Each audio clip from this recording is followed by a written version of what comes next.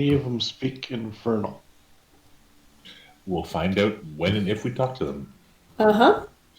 I guess I better start my recording. But That did make it in there. So, who would like to recap what happened last week? We explored a gem cave. We fell down. We fell down a lot. Some of us fell down. We found a sword, encased in crystal. The magic crystals were also similar to those old magic, I don't want to use the term elementals, but creatures that we found near the old capital. Mm-hmm. We may have murdered one to get the sword. We don't know. Then we met Xander. but we don't know it's him. But it's him. They. Kim. He introduced himself with a name, right? Mm-hmm. Yeah, not that we recognize it. But... He seems familiar to everybody, but you're not quite sure why. It's like that guy you met in 7th grade and then you meet him 20 years later. Yeah. And he knows your name, but you don't. Yeah.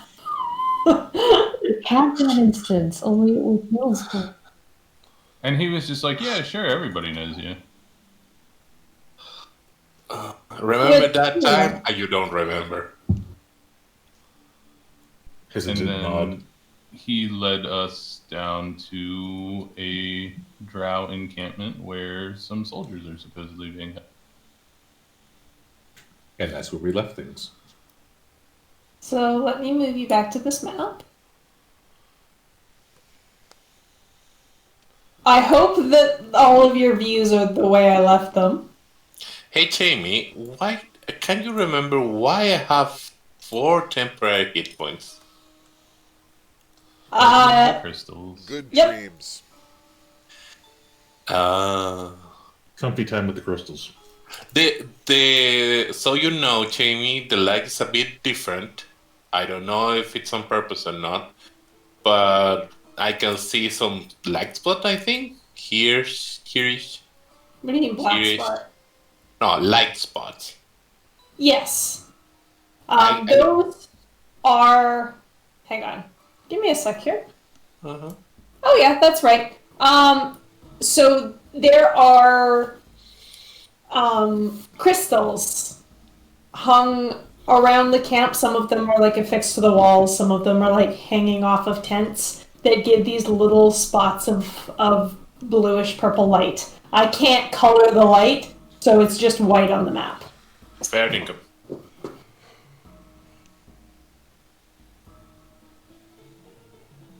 But thanks to fire, everybody now has dark vision.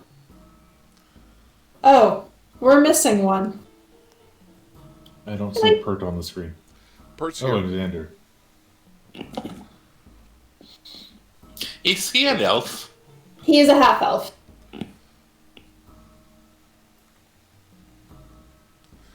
Oh, there's Pert. Yes, Pert's here. He's just in the hallway preparing to go in stealth mode. Perhaps y'all want to talk about what you're going to do first. Yeah, I would the point. motion to get everyone together so we can discuss things.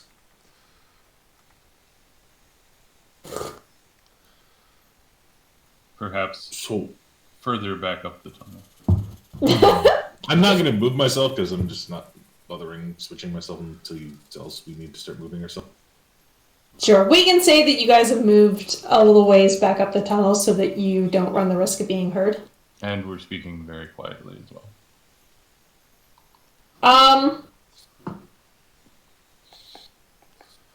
You know what? Y'all can make stealth checks. We pass without a trace still? You do. Everybody is passed without trace. What does that do for us again? Plus 10. I believe it's plus 10. Busted. Yes, so add 10 to whatever your roll is. Okay. Apparently, Kamail has now figured out how to muffle his armor.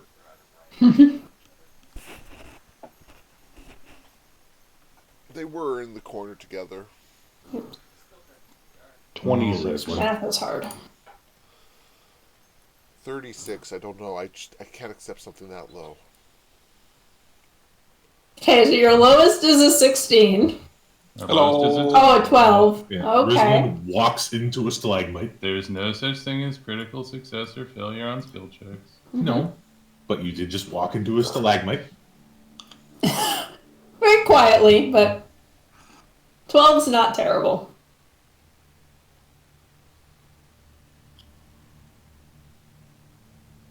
Does Melas need to roll? Yes.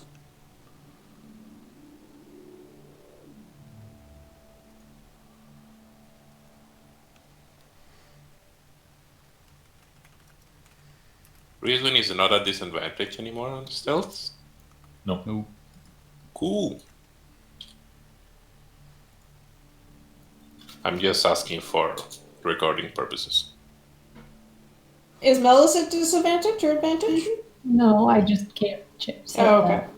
Oh, okay. So, you are only slightly less stealthy than Melis.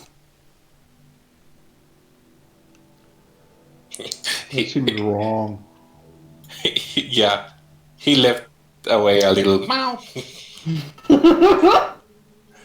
So I will ask Xander if he has any idea how many of them there are total.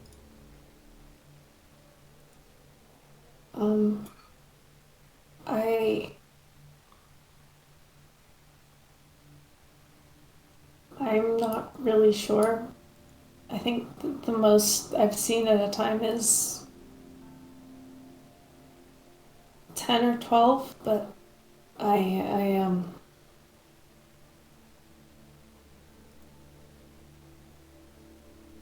hard to tell people apart at a distance in the dark. Did you see any of them use magic?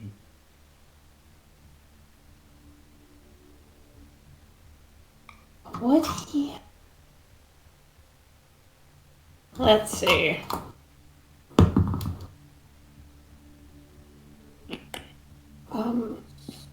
I haven't.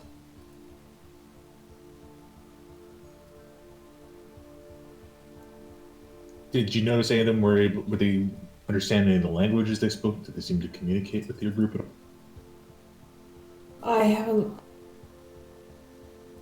I haven't seen them at all.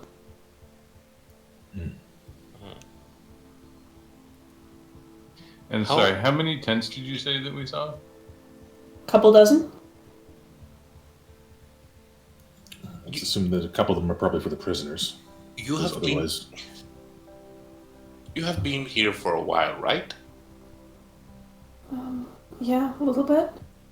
Do they all stay here, or you have needed to hide because they come to the tunnel, or seen it going in and out or other ways, something like that? Maybe. A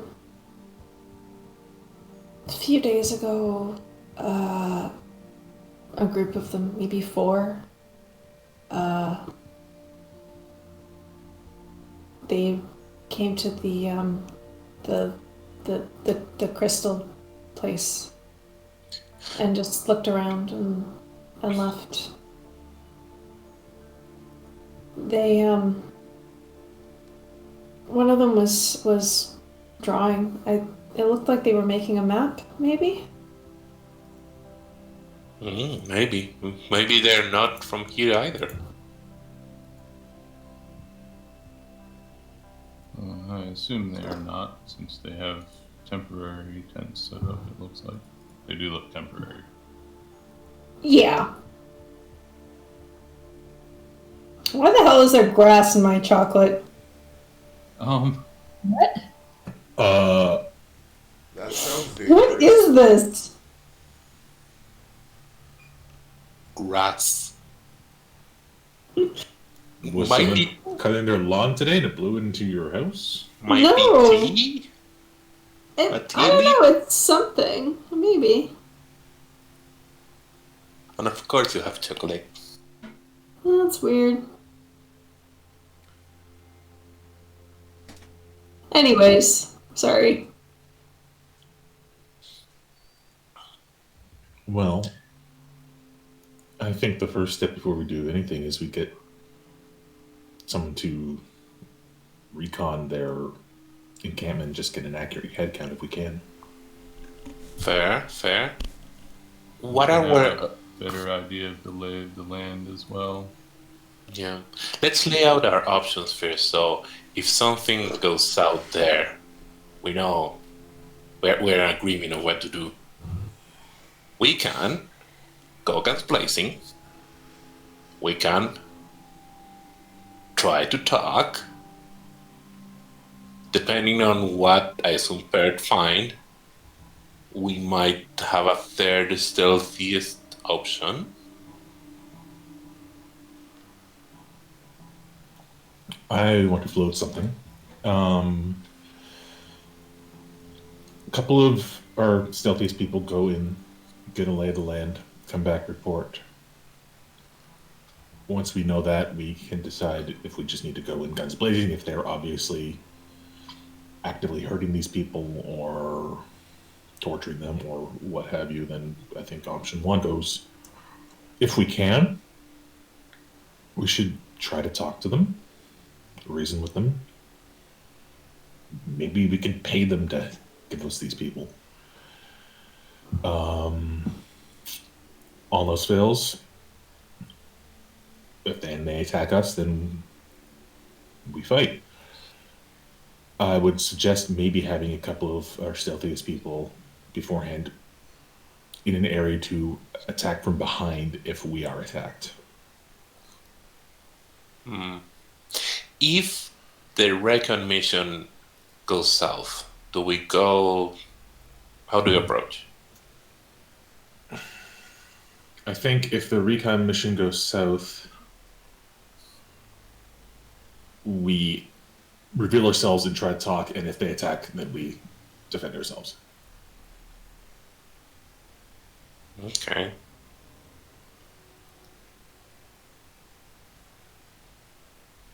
I mean, they're elves. Maybe they still know Elvish. I don't know much about the history and region here. I highly doubt they speak Celestial or Common. Oh, I don't know. At least so I can understand them, right?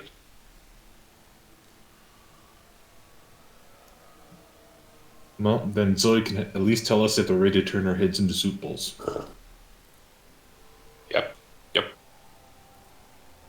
Besides that, I have no way of communicating unless they have a druid there.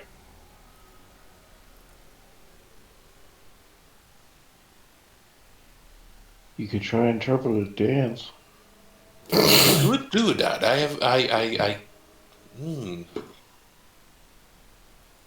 Okay, so we have option 4, everything else fails. And Fire's the only one left alive. I think they look bourgeois enough to understand interpreted dancing.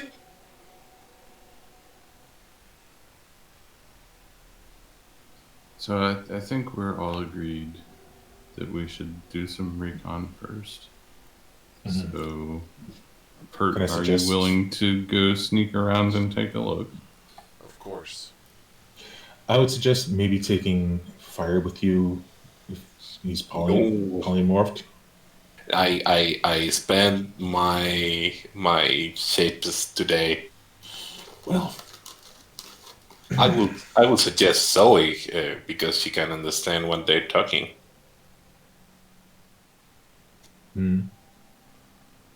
I would suggest for just this first time we send Pert by himself.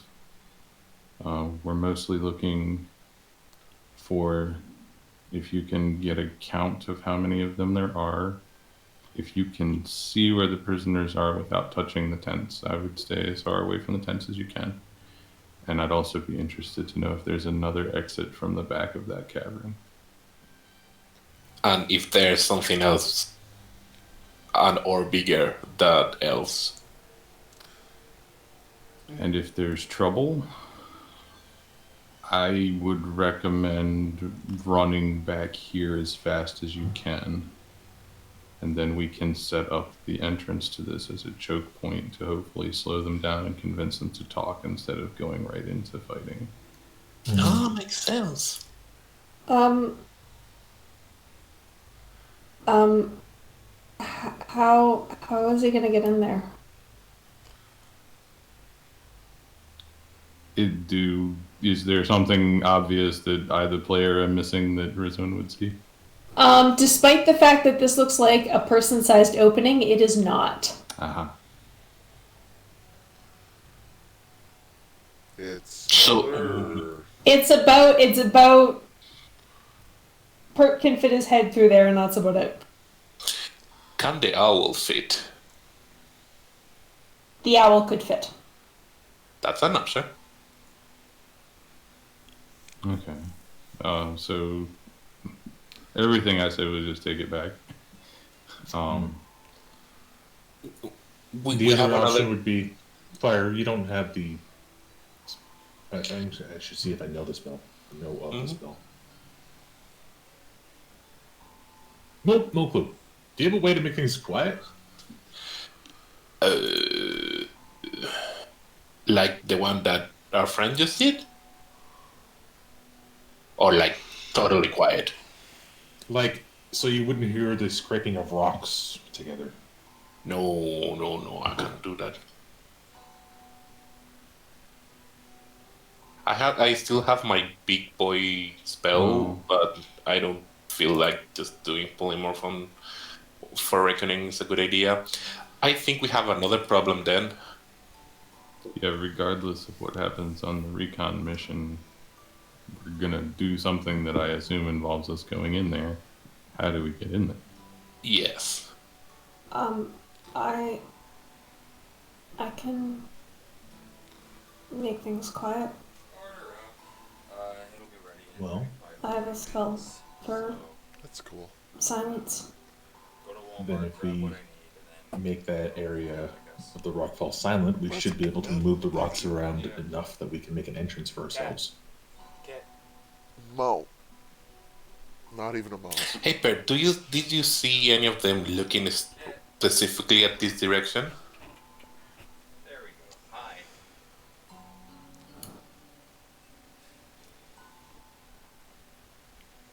David?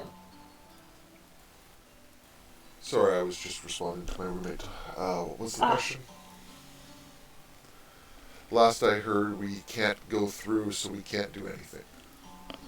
I was asking if when you saw the thing, if you saw them facing directly to this way, or they're like not looking here. I didn't see any of them paying any attention to us, but I also didn't see anyone. Like, actually, when I go into the tunnel, I see no guards. Even though I was Maybe told I it's- saw guards. Maybe it's the middle of the night for them.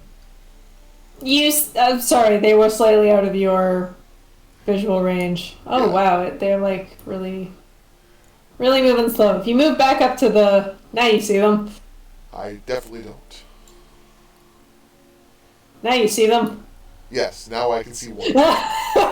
Two. There we go. I can see two now. Sorry, I have them just slightly out of your range, I think. Zoe, Yes, sir. do you have any like illusion spells?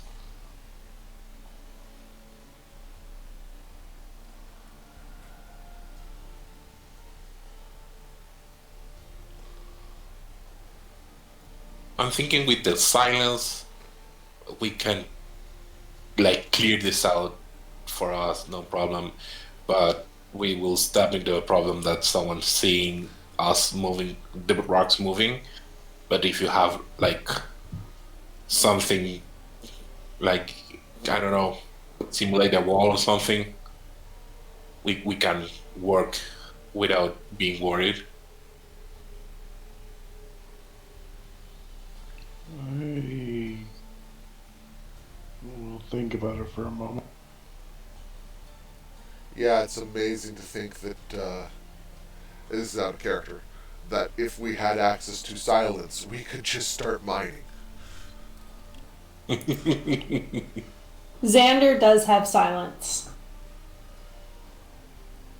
How much material is there in this head-sized tunnel that I'm looking through that we'd have to remove? Like, is it an inch worth, or is it like 3 feet worth?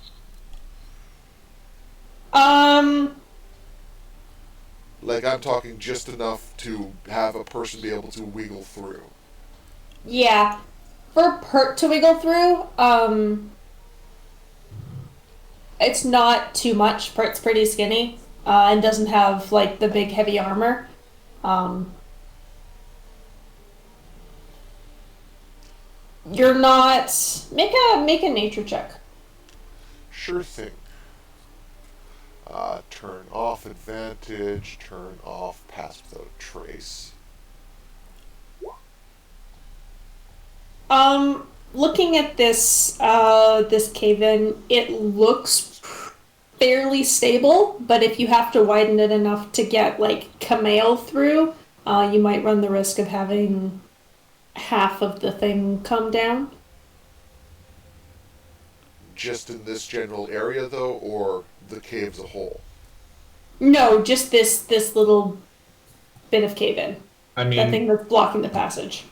I can Misty Step through if I need to. So, Okay.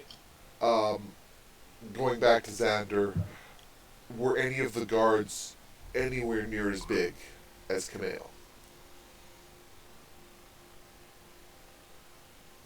Um.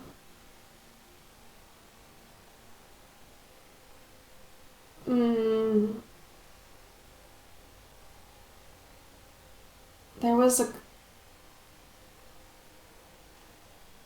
I didn't see anyone like wearing plate armor. There was a couple of them that were pretty tall and, you know, Yes. built. In theory, and this is just me presenting a hypothesis, if we were to widen this hole just enough for me and possibly Malice or We'd need to widen enough for fire to Alice. get through. See again, Because we're going to have to go through there. We have to go through there eventually. I'm just saying. well, If we're going to widen it, we should do it all at once. what I'm just saying is, if we were to widen it just enough for me to sneak through, I could then start scouting the camp while you worked on what you were going to do with it. That way, should I be able to find and even free some of the guards, we might be able to return in time to get through the hole before they could catch on to what's going on. I'm not saying that No, freeing the you guards by shouldn't myself attempt is the to free best them. idea. I'm just saying that if I can find a safe passage, it would be an option.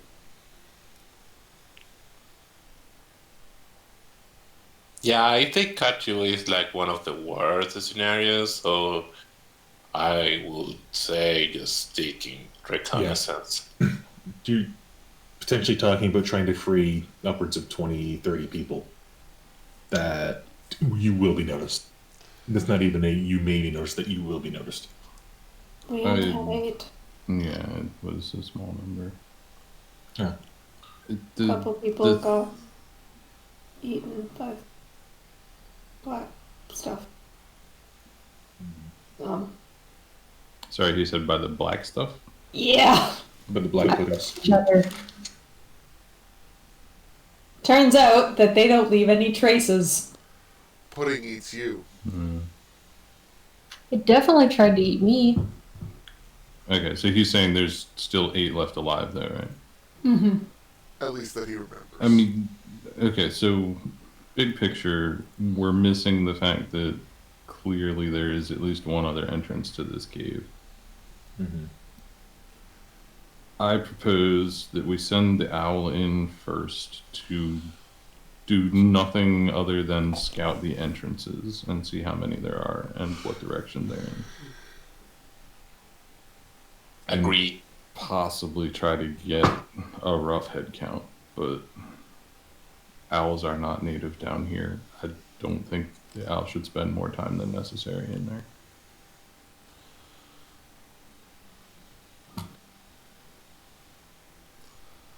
Is this something that you're able to do, Zoe?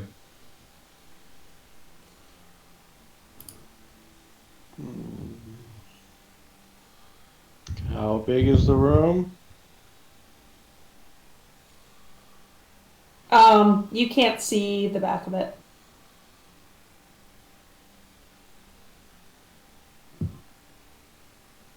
Well, I can send the owl in. Also, as for the question about illusion spells, I can make an area permanently dark for 10 minutes.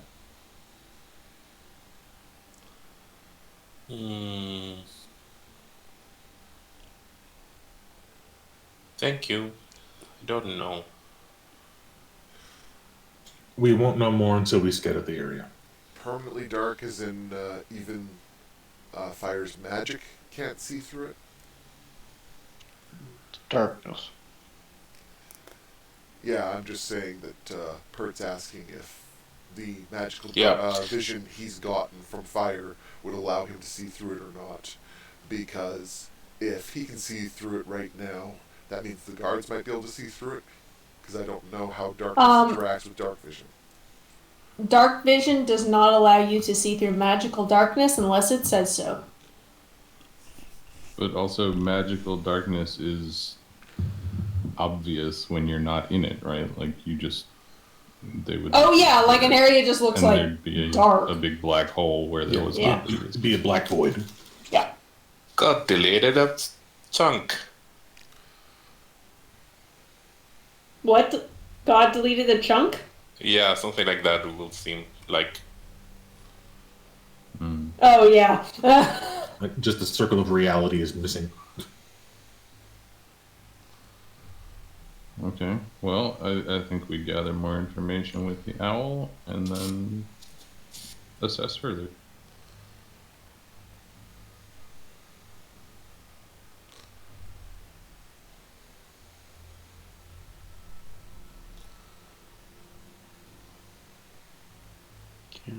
Okay, so I send the owl in.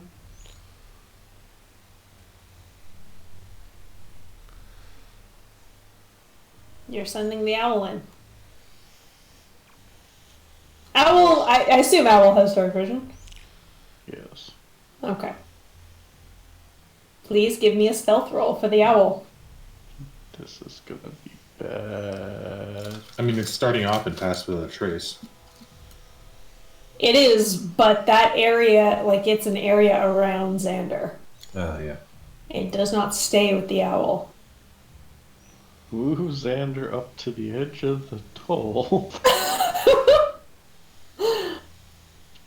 Have the owl just pop through for a moment to see. Alright, Xander goes and stands by the edge of the hole. Yeah, I get that, having an aura.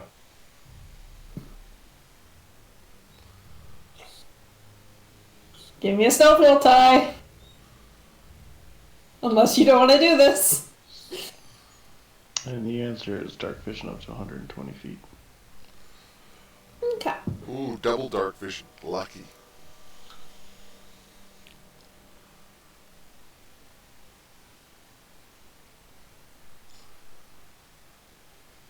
Good.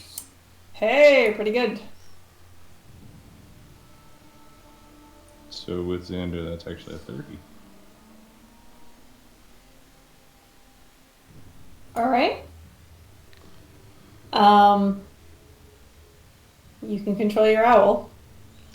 But I can't see through its eyes. Hang on. Which is weird because I used to be able to. That is weird. Give me a second to fix this. What is it? 120? Yarp.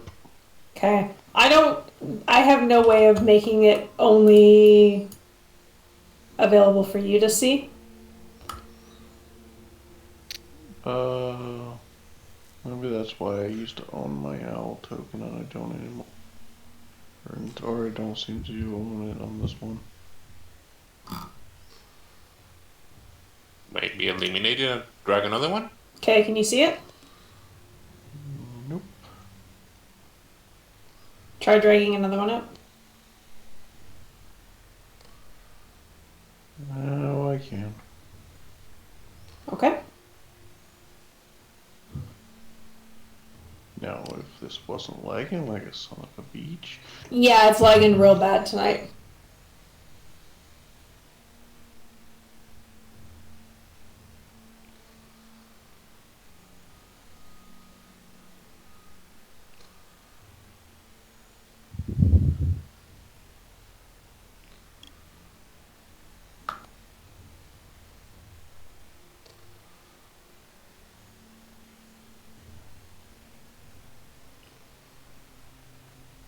Alright, so your owl hops through this hole and out to the other side. You get a little view of a few more tents. There's a couple of drow warriors with their backs turned, walking away deeper into the camp.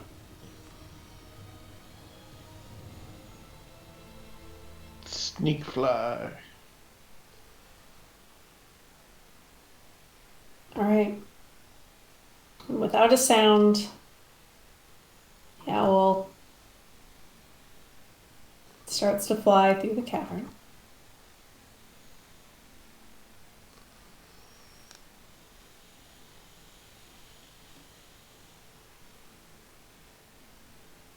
How far should I go in? As far as you feel comfortable. Oh, and also roll a perception check for your owl.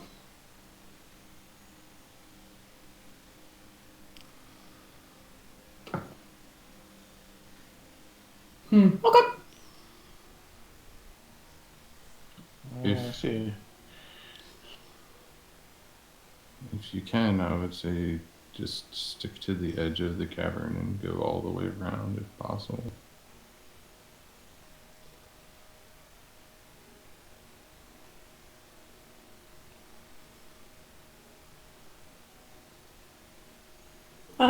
You see, at least I think you see. Yeah, you see two more drow patrolling. These ones are walking towards you guys.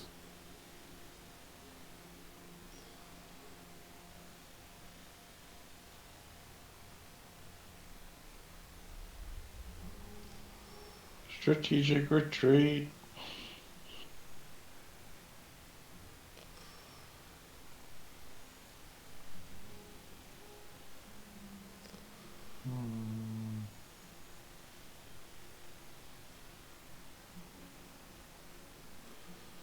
Sorry, it's muted. Do you say that?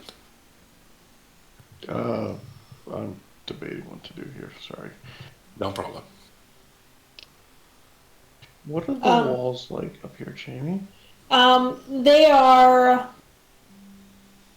relatively smooth. There are some stalactites and stalagmites. But they're quite a bit shorter compared to some of the others that you've seen. As your owl is kind of flapping around, trying to figure out what to do, it notices these two guards here stop and start, like one whispers to the other, and motions its head up to where the owl is.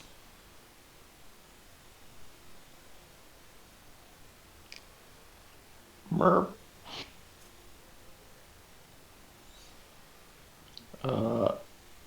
Quick flight this way. Towards them. That way? Yes.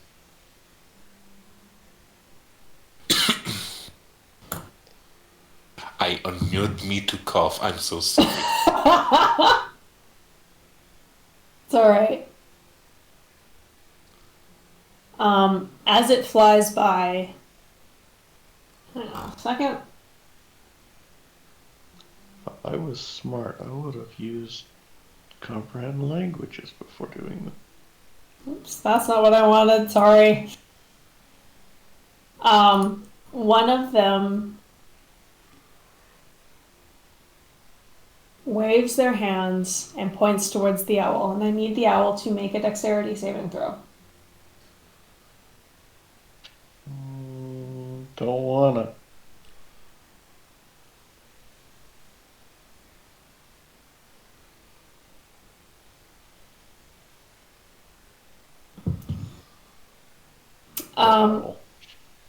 It is not a dead owl yet.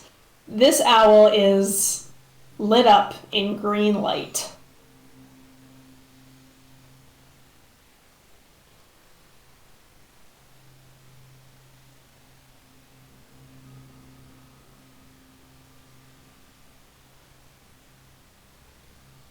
You can just kind of see out of the corner of its eyes, its body and its wings are just have this little bit of a green glow to them.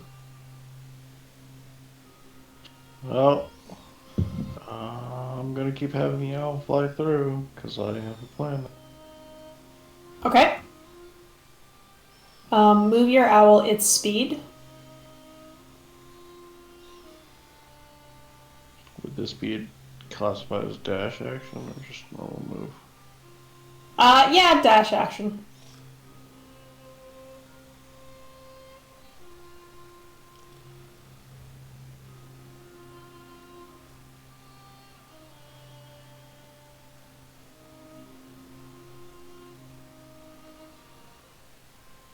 And you see, well, actually, you don't see this because the owl's heading the other way.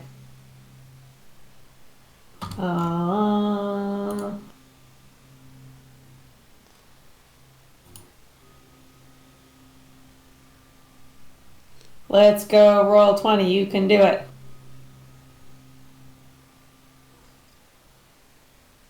Well,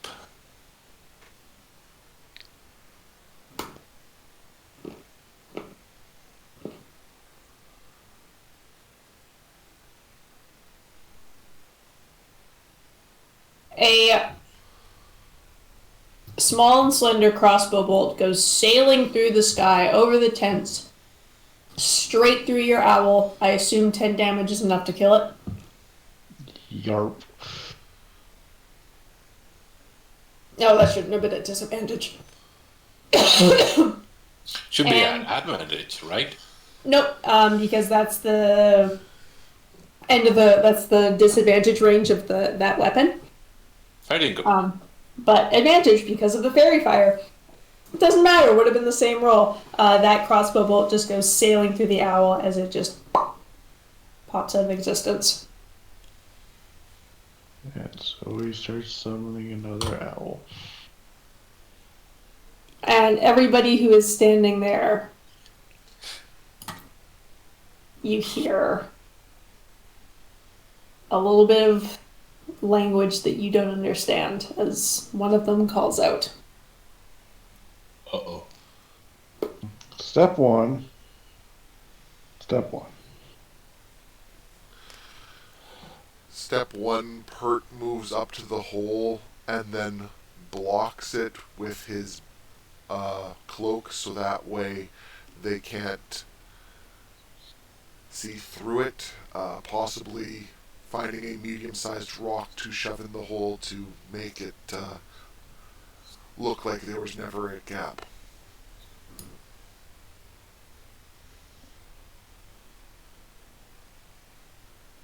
Alright, you hear. Actually, make a perception check. Sure thing.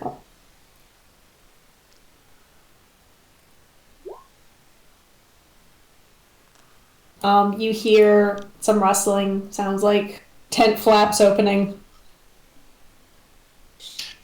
Well, more conversation.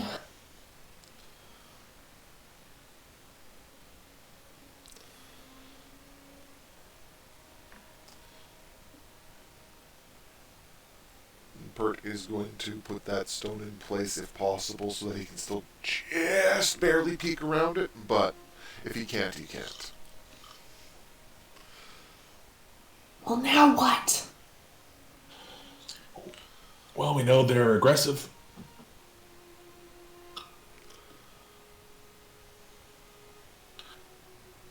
Where do they think owls is a delicacy? Potato at this point. They just saw it vanish into a shower of confetti. Nothing. They knew Yeah. that it was not real. Doesn't mean they didn't think it was a delicacy.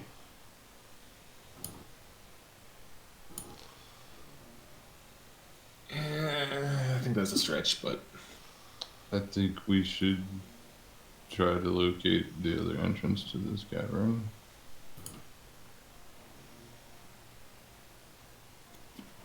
If it's reachable from this side. I mean, it has to be that the prisoners were taken there. well, maybe the was. Did you guys come through here, or was this? Is this collapse been here for a while? Do we know? It was here before we showed up. Yeah, then we should find the other way around. Kothanic, there's something beeping in your background. Yes, there is.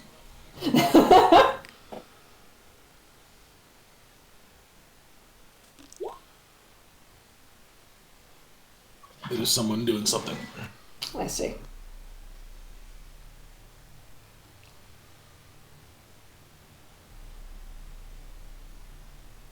Well, then I think we should try to find the other way around. Mm-hmm.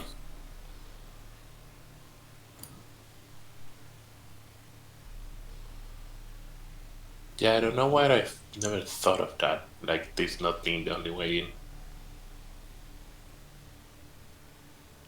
I asked the friend, do you know where the other entrance is?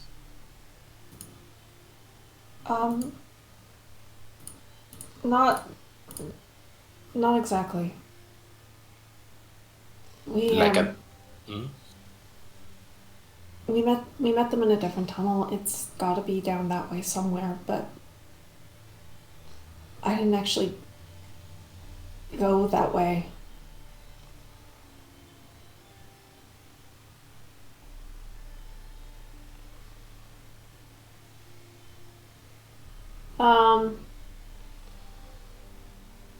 As you all are talking, Uh-oh. Pert, you notice. Whoop. With lots of lag, All of the lag. all of the lag. You have noted Um, lag. You've noted lag.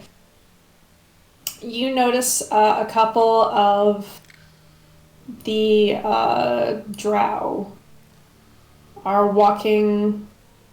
It looks like they're walking and checking, checking around the tents. You see these two come up and start checking the walls.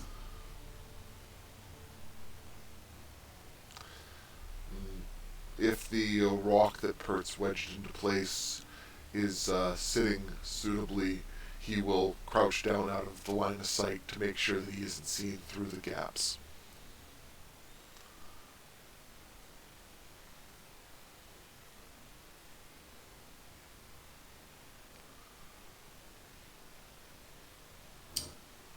And as you crouch down, you can hear echoing through the cavern one of the drow shout something.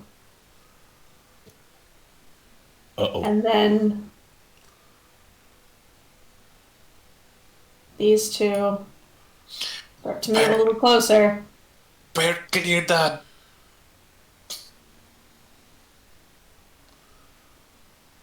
I hand gesture Pert to come with us away from that.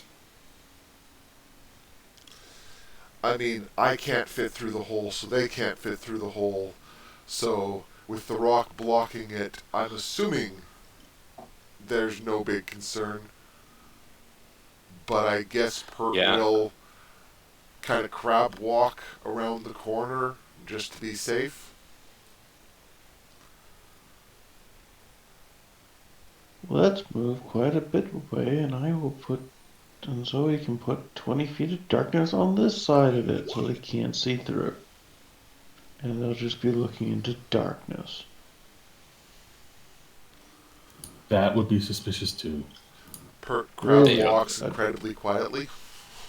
All right, Pert, you walk around and you hear everybody kind of stops and hears footsteps come up to here. You hear a little bit of rock get pushed aside, and one of them shouts something back, and you hear the same voice from back somewhere in that cavern.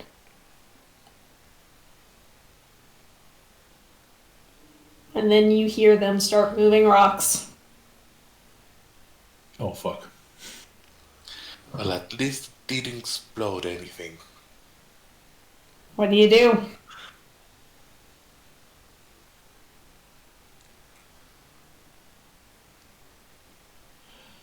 Well, guys, what do we do? I try to motion to everybody to just stay still and wait out of sight. Pert motions to Rizwin, asking whether he should disable the first guard through the hole in a surprise move, or whether they should just wait for the guards to clear the path, then see that no one's here and go away.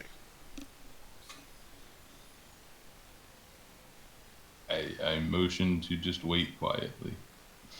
Pert repeats his motion of, do we ambush them when they get the hole open, or do we wait for them to get bored of there being nothing here? They know. She's communicating wait. So pretend that no one's here. Okay, Pert moves further back.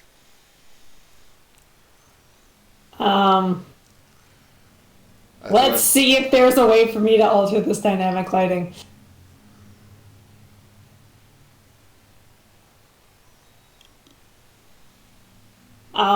You hear them continue to move rocks. You hear a couple of grunts as two of them are. We'll motion Xander to get away from the rock pile as well. But I realize you're busy with other things. It's okay. Yeah, we are. I think Yes, we are all far. Xander is back. Regardless of where our actual tokens are, we're all just away from any line of sight from that. Yes. Yeah, you're So the you all only are just one. like backed up against the wall? Basically. Okay. Let's see if this doesn't bork everything up. Come on, come on. There we go. Here we go.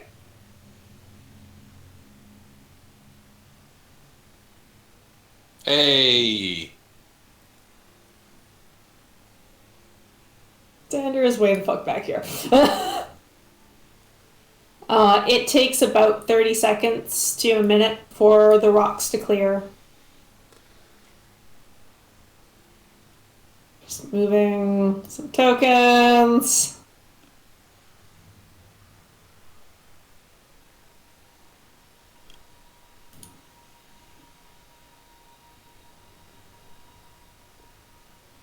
I would like everybody to make stealth checks while I do this. Sure thing.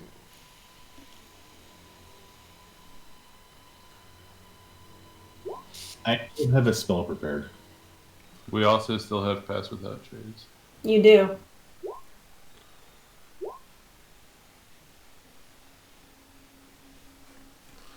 well, +10 to mine. 16.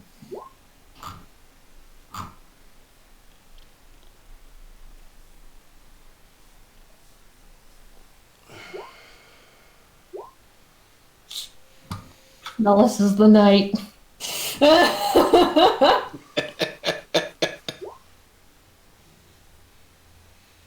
Kitty is not having it today.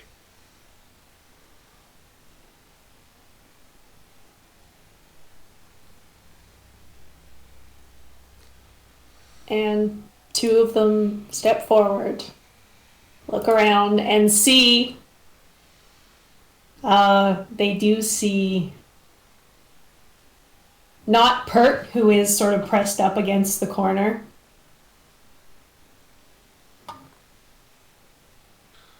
But everybody else, and they whip out their rapiers and point them at you. Well, I don't see malice. They shout something back, and you hear from farther back in the cavern, in Elvish, you hear surrender.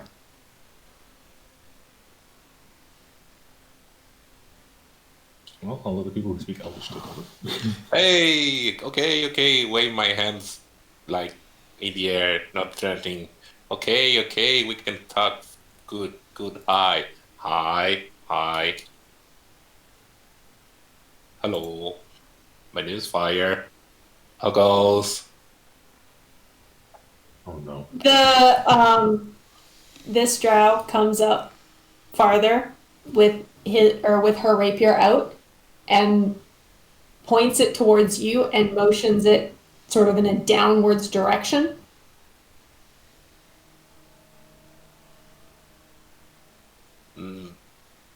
My pants? These are my pants. I see you have them too. Good, we're friends. I somehow just spat all over my glasses.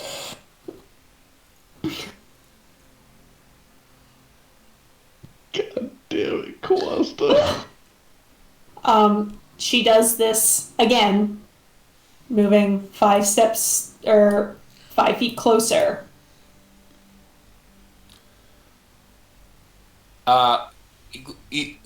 Can I recognize who's speaking in Elvish? It is somebody back, like it's not one of these 4 that are right in the entrance here. Okay. I speak a little bit louder. Hey, does someone speak in Elvish? And Do you understand? And at the same time, I'm kind of slowly start going down. Like, okay, don't be a mad fuss about it. Pert motions at Rizwin, indicating whether she wants him to silently take out the second elf or not. Am I aware that there's 2 more that we can't see? well, in fact, you do see a third one that comes up here. This one looks a little bit different. This is first of all, the other 2 guards are female, and this one's male. He has short white hair and earrings that glow with blue light, and purple robes that bear the symbol of Shar. As a note, Pert was motioning with the blunt end, not with the rapier.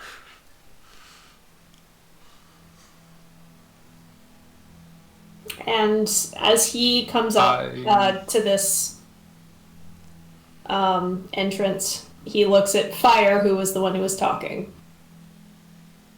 and says, "Down." Okay, I'm down.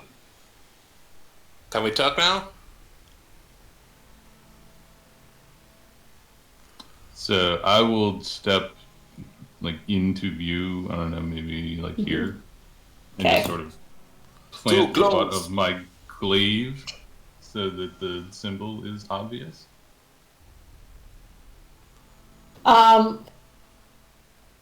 You have 2 rapiers pointed very close to your throat as you do this.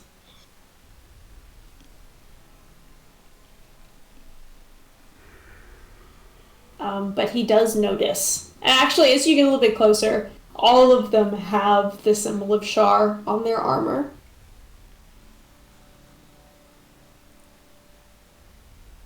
And he takes a second, looks at this, and then turns to you, Rizwin, and in Elvish says, "Down." Does it look like And- Riz will understand? I look at him blankly. They say you go down with prone.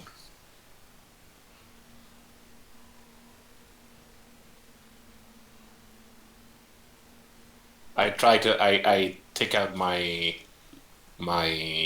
token of shard too, and I show it them, like raise hand. See, we're friends of shard too. All I- friends here. Slide the pommel grip I have off of my sword that has the symbol of Shar on it. Make an insight check. Who? Fire and Rizwin.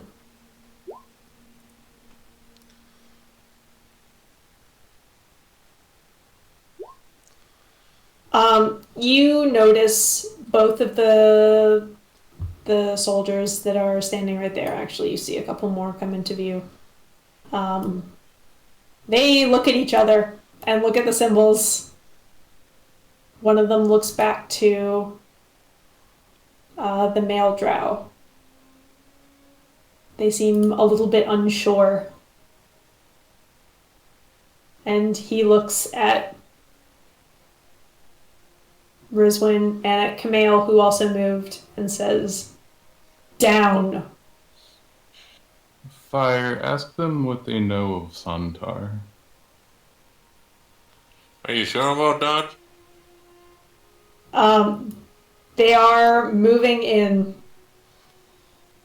Well, I quickly say they're asking to everyone to go down. Seems to be the only word they know. Fire, just repeat what Rizwin said. Do you know about Sandar?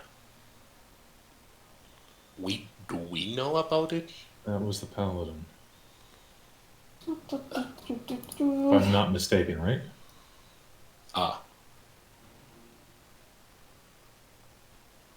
I thought you meant a friend here now. Sorry. No. That was the corrupted paladin, sure. If I remember correctly. It's been a year.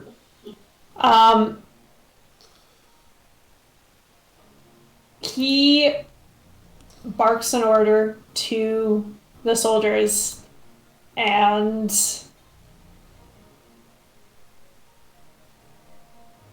I think they are going to try to strike Rizwin. If I know I'm not the fastest to react, but if I see violence, I want to do something at the most hastily moment that I can. You let me know. Make a dex. We're gonna make a contested dexterity check. Okay. I did say I had a spell ready. You did, but We- spells only you can only ready a spell for a round and then it goes away. Fair enough.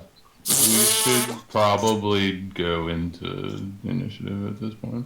Yeah. Yeah. Yeah. All right. With that roll, I tried something that didn't work. All right. This drow gets one hit off before. Are you resisting? You're gonna try and block it or move out of the way, Rizwin? Yeah. Okay. Should that be an advantage, Jamie? The dex of the drow? Oh no, it shouldn't. Okay. My bad. problem. This is not piercing damage. You take, if 19 hits, then you would take just 7 points of non-lethal bludgeoning damage as they hit you in the stomach with the hilt of the rapier.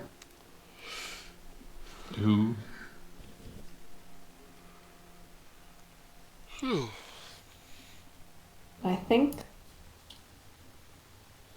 I gotta do some marking here so that No, Well, are they this went attacking sideways me fast. or fire? because your fire's on the ground. Yes? Yes. You had us both make dex checks, so I didn't know. Oh, Fire was gonna try and do something first. That's why I saw them raising hand, and I tried to do something, but I'm slow. yeah. Are any of these 6 the different one? This one right here. You Okay, can't so see I him. can't see He's him. out of yeah. He has a different token. Fucking goddamn it! I'm slow. Well, you're on the ground. Yeah, that's not a big issue for me. Well, these guys are also kind of slow. Where They're are? faster than me. And me. That's not Could bad. be worse. They could have rolled their second natural one of the game. Or Sorry, how much damage did Driswin took? 4 7. bludgeoning, or 7 bludgeoning. Only a 7. Good, thank you. Question: how long would you say we have been interacting with these individuals before the start of combat? I think maybe 20 seconds. Oh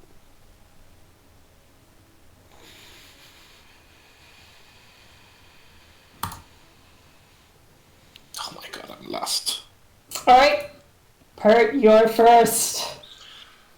Okay, so I'm pretty sure I can slip through the same tile as someone else. It just counts as double movement, right?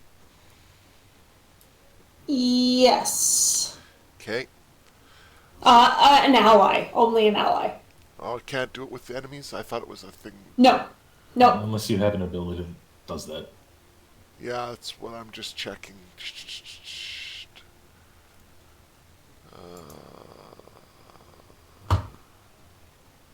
Yeah, I'm not seeing anything that immediately jumps up as allowing it. So, probably eliminates that possibility. I'm assuming the roof isn't that high either, so I can't, like, do a ridiculous tumble over their heads or something. No. This corner's definitely too tight to squeeze through. So, what Pert's going to do then is he's going to pop out of his hidden position, and he's going to try to non-lethally drop number 6. I'm too zoomed out. I can't read my own numbers. It's okay. All right. Got 6.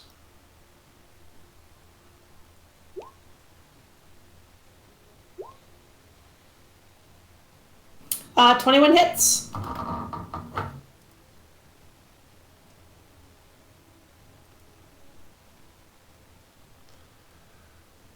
And it's not going through. Let's try again. There we go. Finally went through.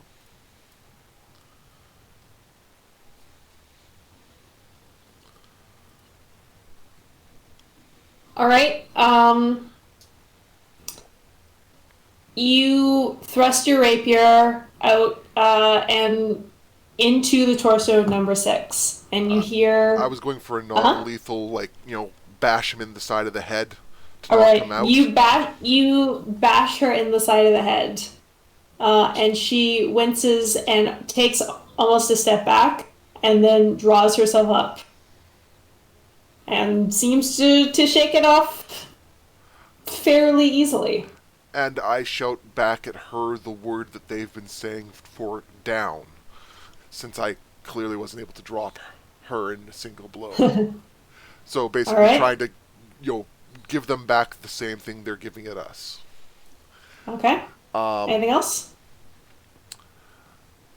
I can't think of anything I can do that's useful with my bonus action at the moment, so no, that'll be good. Emma.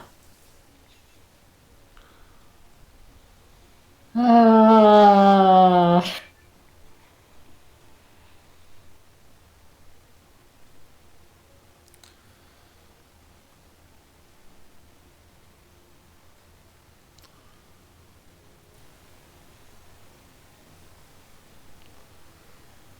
hmm.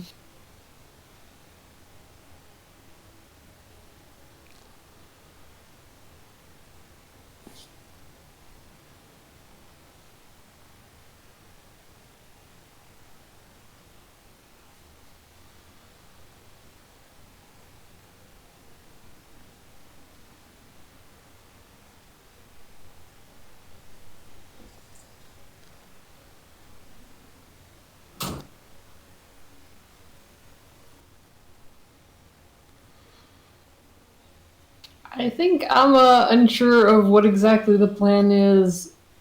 We'll ready an attack, and in case someone attacks someone, Okay. since Amma is not sure what our plan is. All right. Already's an attack.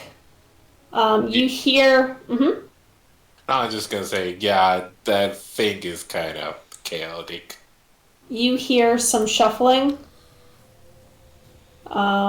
And see. Come on, roll 20. You can do it. If I may, I Uh-huh. forgot about announcing it. Pert's initiative was Yes? the number 5,000 roll in this game. Damn. We roll a lot. Oh my god, this is so fucking slow. Yeah, dynamic lighting tends to slow down the maps a lot. Oh, is that what that is? That's what I found in my history.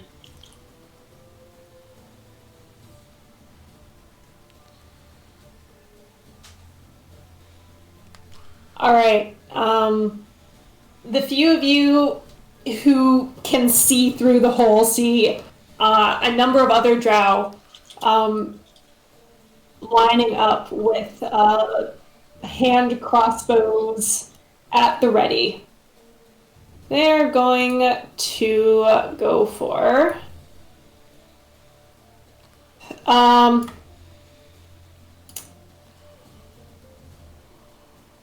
3 are... Actually, no. 6 of them are going to go for Rizwin, because that's kind of all they can see. Jesus. Bye. Oh my god. 3 are regular attacks, and the other... Can I hit number 2 with my ready to attack? Yeah.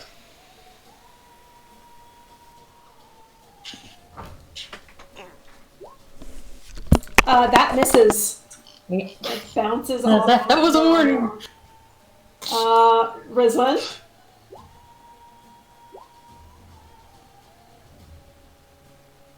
Two of those hit. Okay, make your saving throws. Not within 10 feet of me. Ooh. All right. So 3 crossbow bolts come flying through the air. One of them misses wildly. The other 2 hit. And Rizwan, as that second one hits you, you start to feel woozy. And the world starts to spin, and you fall to the ground, unconscious. Oh shit! You are sleeping. In that case, the other 3... Actually, they can kind of see Zoe. They're going to fire at Zoe at disadvantage, because Zoe's far away. Meeple.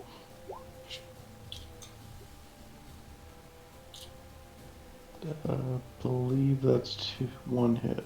1 hit. All right, make me a Constitution saving throw. Don't wanna. Am I within 10 feet of... No. And I'm not level 18 yet. Oh, no. Good Zoe night. also falls unconscious. Oh dear. Guys, Oh, you guys. I think I'm going less than lethal now. I've rolled 4 times tonight. 3-1. Yeah, Oh, you why have is it been. doing this? Sorry, I'm having some... Okay, you know what? I'm turning off the dynamic lighting. We don't need it anymore. That's fine. Yeah, we're not coming out of this cave. Oh boy! Oh, I gotta do something dumb, I think. Oh, that's so much better. It still won't let me add that token. Whatever. That. How is Rincewind doing? Rizwan is on the ground, unconscious, but given that she's right beside you, you can see she's still breathing. It seems like there was something on those arrows that knocked her out.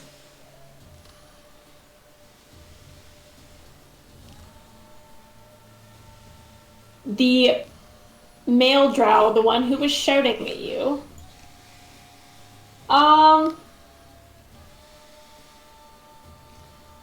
what's he gonna do? Definitely not that.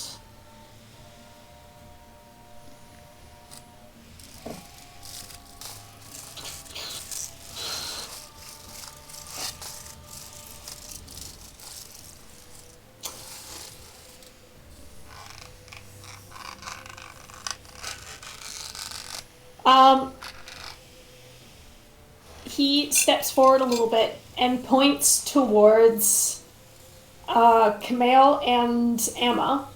I need you to make dexterity saving throws. Everybody, Kamel, Amma, and Melis. Melis gets +5.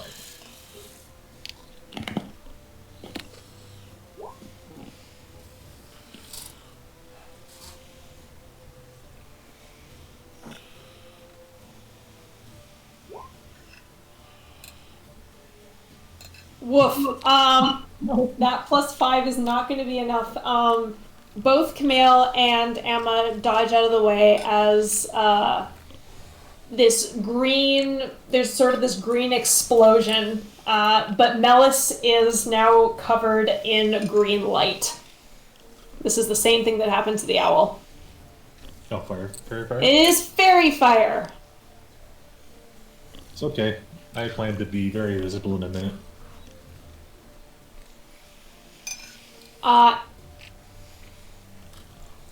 And then he shouts at you, down. Rizwin, you are asleep.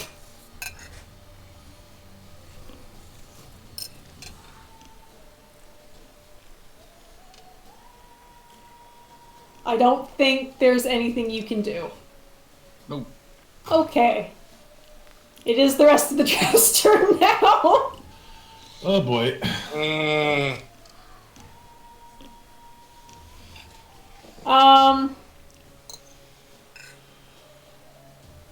Fire, you're still on the ground, yes? Yes. Okay.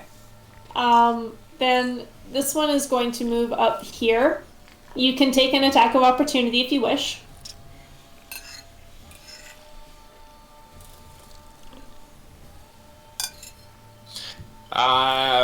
Instead of that, I think I'm better with spores.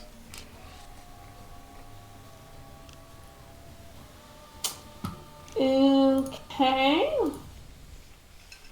I'm not gonna hit if I try. I forgot initiative for somebody. Whoops. Xander? Xander. Yeah. I was so busy dealing with everybody else. That's fair. Um, You can get him to go after the drow, I guess. yeah, he'll go after the drow. Con save. Alright. That's supposed to be a disadvantage? No, but it, 10 still doesn't save for you, so 4 damage? Yeah, for damage. When I ask that is for recording purposes only. I'm Okay. sorry. That's okay. This one is going to attack Amma. No.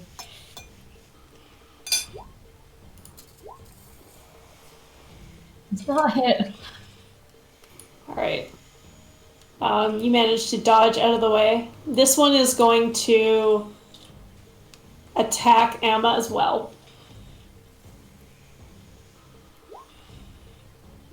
Now, oh my god! Wow, Emma is a dodgy boy today.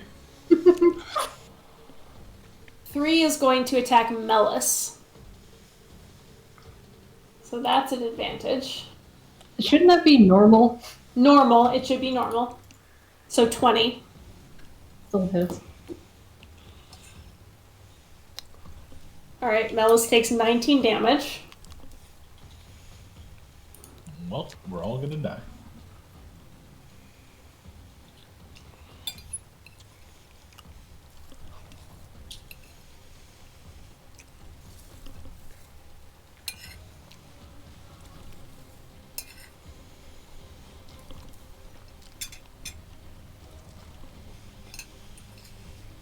This one, number 4, is going to pull out the hand crossbow and aim it at Camille.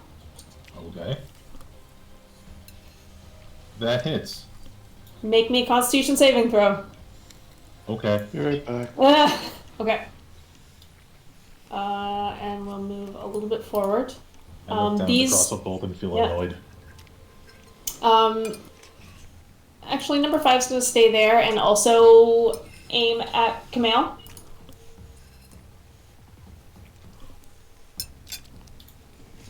You're fine. And number 6 is going to try to attack Pert. And miss terribly. Camille, it is your turn. Xander. Oh, Xander. What does Xander do? Poor drow.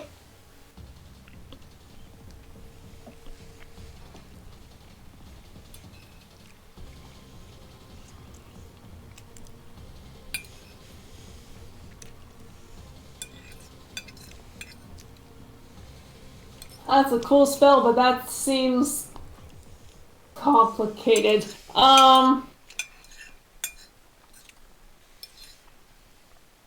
Xander is going to run this way, taking an attack of opportunity.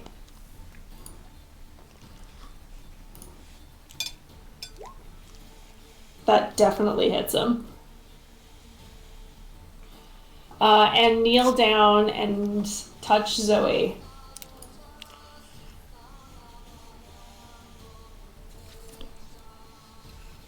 To wake Zoe up. Zoe, you heal 9 hit points and wake up.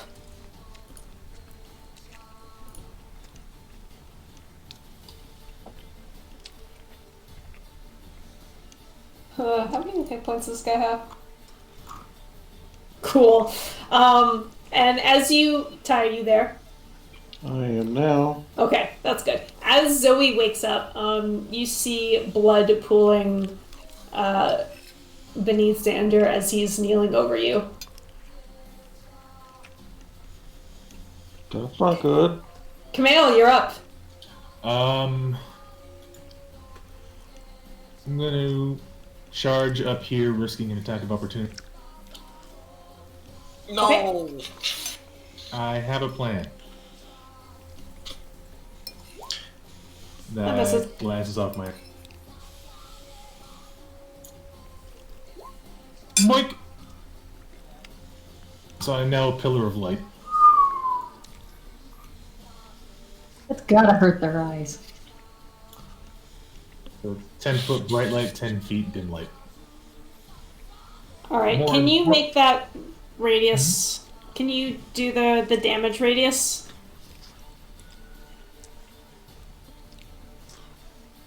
If you select the token, you can always pop up the radius function. Okay. Well,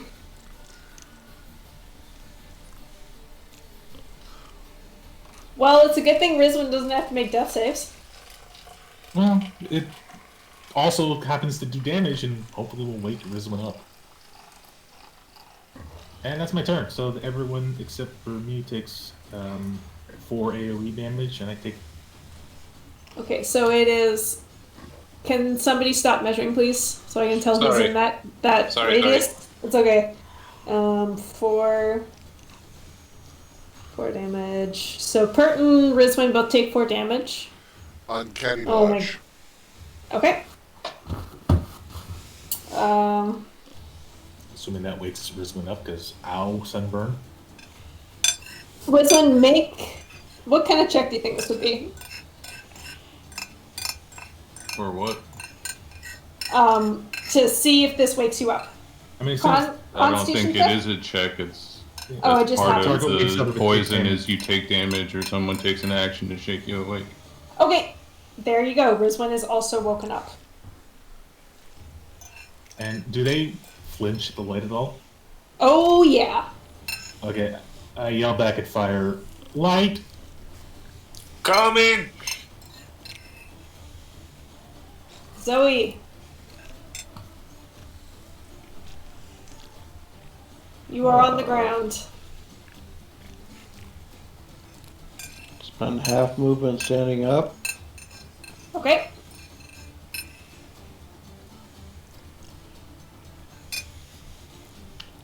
Is non-lethal.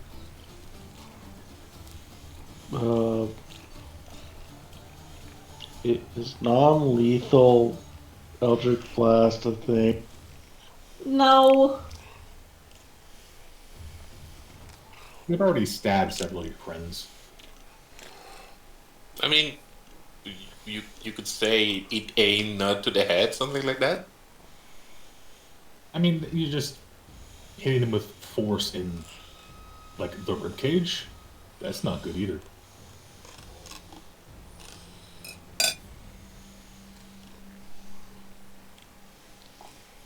Eldritch Blast number 4. Okay.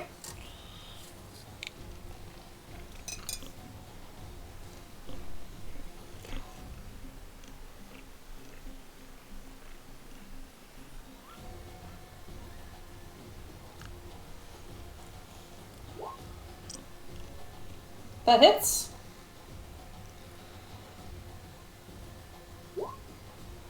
That also hits.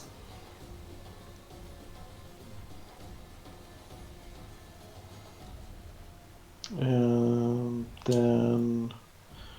Oh, god damn it. I hate not having 2 more. And then spending 4... Where are those even gone? 4 of my healing light on the bleeding elf beside half up. Okay.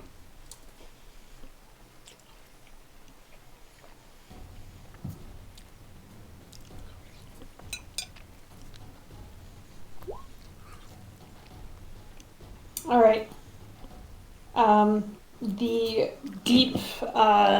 deep stab wound on his back closes over, and he stops bleeding. He smiles at you and thanks.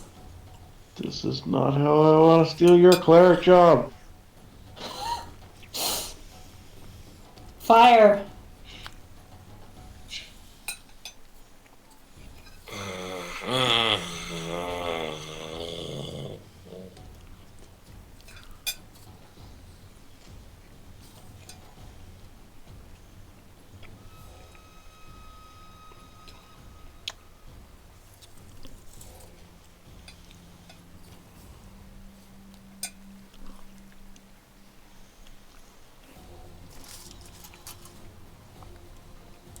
I have something and I don't know if I want to hit Grison or not.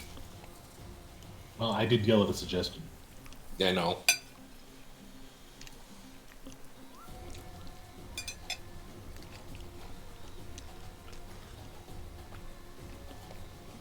I stand up and say, well, I try to be nice, motherfuckers. And I cast Wall of Fire. As you do that, Fire income. you go to cast, and you see the drow from the other side of Kamal, squinting his eyes, desperately trying to see through this light, wave his hands, and your spell fizzles. Counter spell. It's a level 4th, by the way. If Ah, that then I matters. have to make a check. Yeah. It is a spell casting check. Against, I don't think, I don't have that on this. Whatever their spell.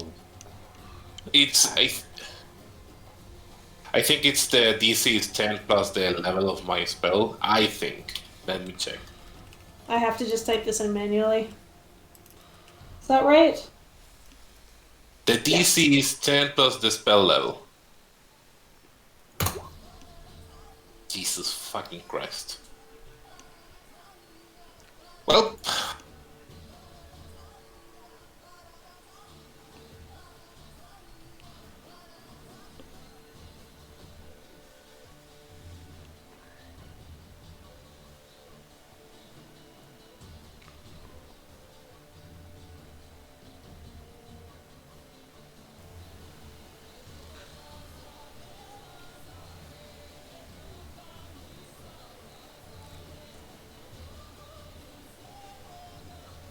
I turn invisible. All right. I'm kinda go a little behind everyone. All right. I should I- probably extend this map a little bit. Yeah, I mean I have 50 movement left only. And I should use double to move around size, so I would just move one. Okay. That's all I can do. It was my moment and was told. All right. Pert's going to attempt to continue what he was trying to do originally, which is to put down number 6 so he can get access to the one that seems to be the leader. So he's gonna strike at number 6. No advantage. Again, still trying to just knock them out, not trying to murder. That hits. 22. All right. The problem with like the non-lethal damage is the rapier's not going to do as much damage if you're doing it non-lethally. So we're just going to count it as a hit, I think.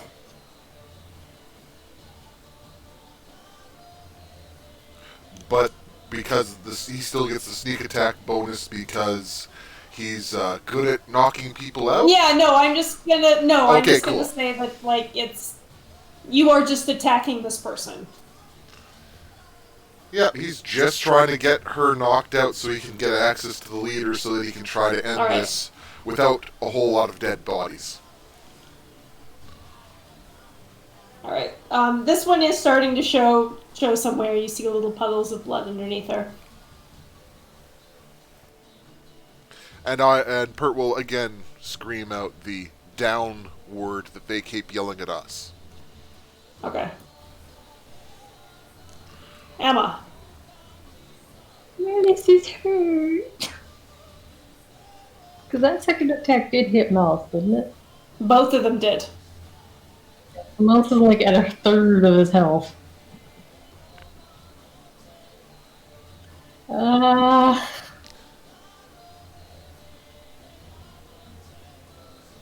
Make an insight check.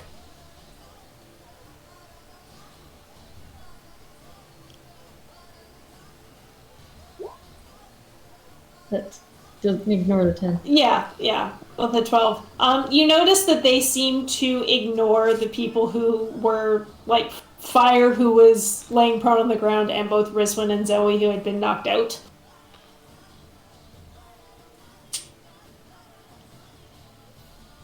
Almost gonna curl around Melissa and get down. Okay.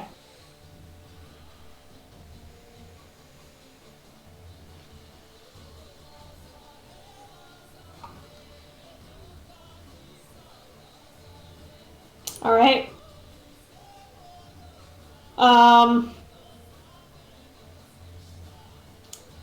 This is gonna back the fuck up.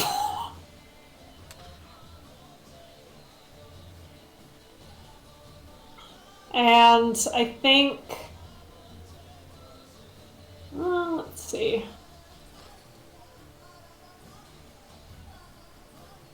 There's going to be 3 crossbows towards Pert.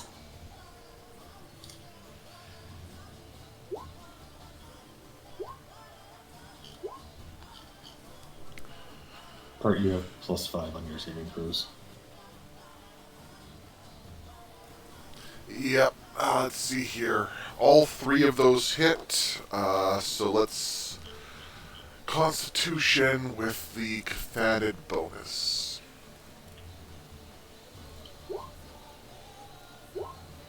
You are okay.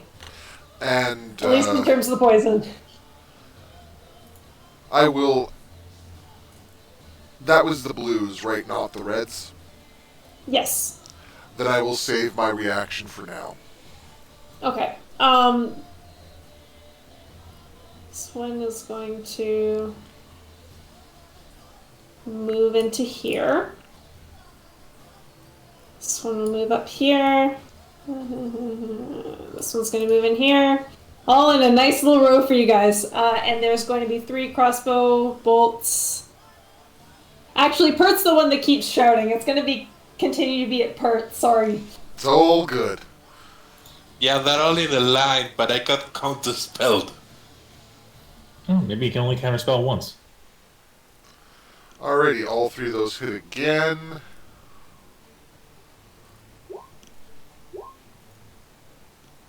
The 9.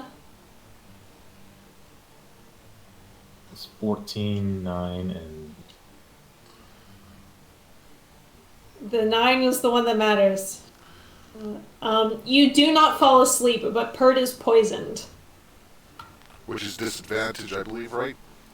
I do believe so. Poisoned. When it's in skills and attacks? Skills and attacks.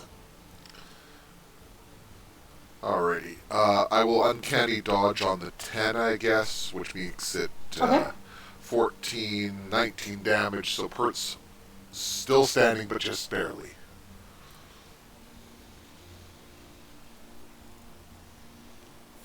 Alright. Xander is up. What is Xander going to do?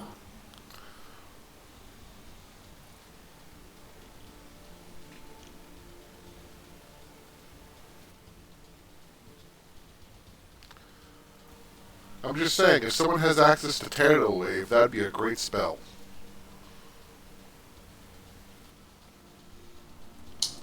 Xander?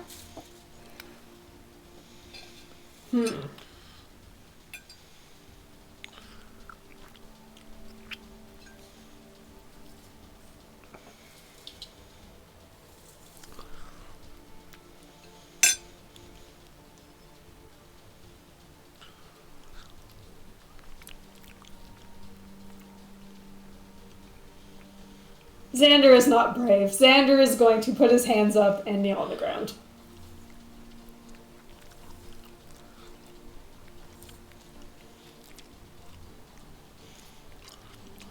Following Emma's lead.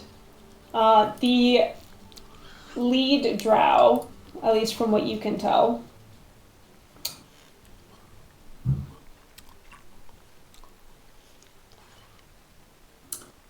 is going...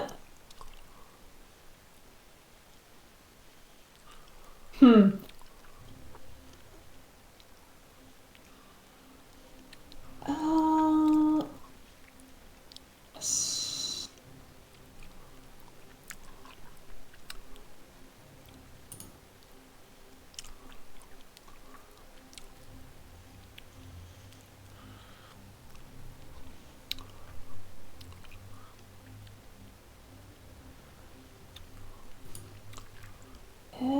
sorry, I'm reading spells. Okay.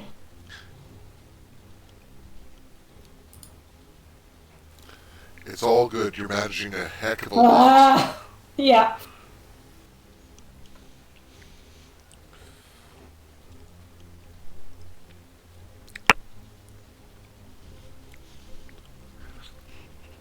He would not know.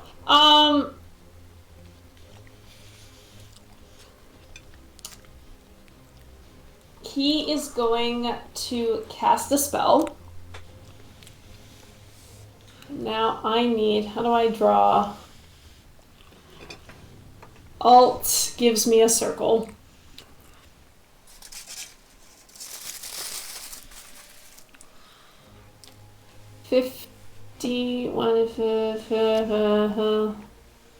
That looks like about a 15-foot radius, yes? can't. Yes. Yes. Yep, that looks about 15 Alright. feet. Select, please. No, I can't even select it. I know, I hate when that happens. I've found that usually if you drag, it tends to select better. Yeah, but it's trying to select something else, I think. Yeah, all of you guys. If you go north of it and drag just to get that upper edge. No, I can't drag it. That's okay, that's about where I wanted it anyways. Magical darkness fills this sphere. Kumail, I wanted it more on you, unfortunately. Maybe let me draw it, and maybe I can. Move. I can't even select it to delete it. That's weird. Yep. Oops. No, god damn it! Okay, that one I can select. I think it's just because there's so much other stuff. Yeah. Okay, well, I guess that's where that's going, but Camille's in the circle. Now, I'm pretty sure we did this before, and that light, it still damages you, but the bit in the darkness is no longer light. Is that right? Yeah, like they still take the radiant damage. The light isn't gone. It's just Yes. the radiant energy isn't gone. The light it emits is nullified until I move out of the circle. Because the light is me, and I am the light. Right. I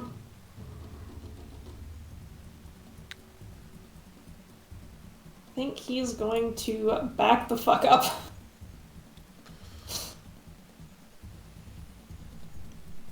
Rizwan, you are in darkness.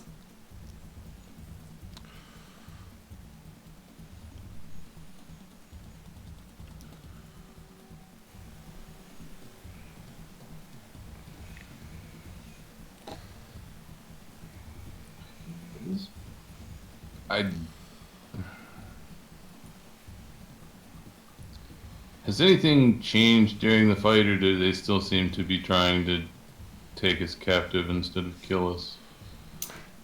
I mean, they've been shooting us with crossbow bolts They have been. and stabbing us. Make an insight check.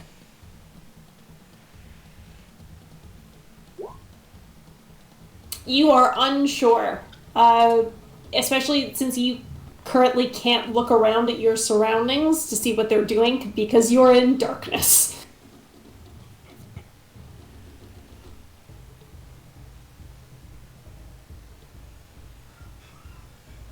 I stand up and I try to attack number 6. Okay. Roll at disadvantage. Second one hits.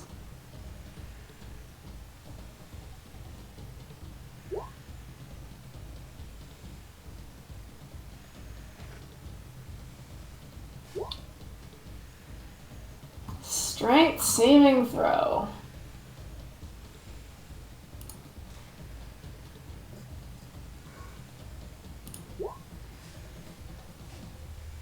Alright, she drops her rapier and she takes 20 damage. Alright, she's looking pretty rough.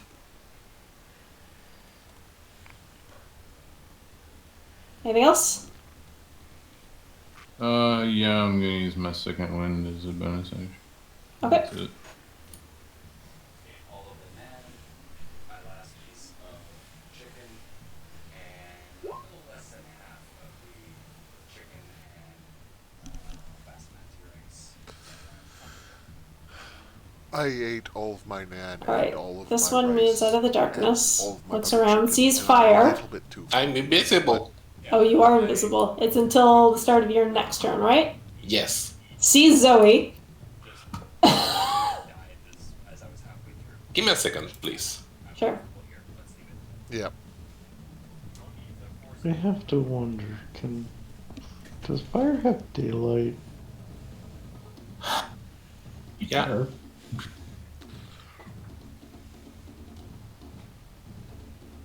That might be effective counterattack. Fair. I do nothing. Go ahead. Okay. I was going to attack Zoe. Getting these guys make 2 attacks. Well, the first one definitely hits. And in response,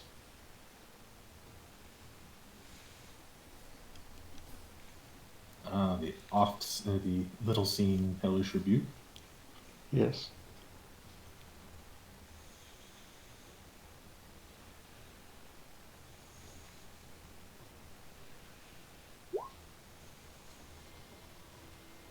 Dex save, eh? Woof. 18 damage. That's number 1. That drow's now on fire.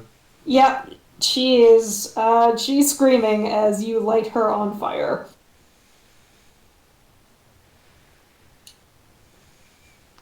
Don't attack so you don't get lit on fire. How much damage was that as I take? 12 plus 9. 21. Ow. And then it. Okay, the other one, no. This one also moves out, pulls out the hand crossbow.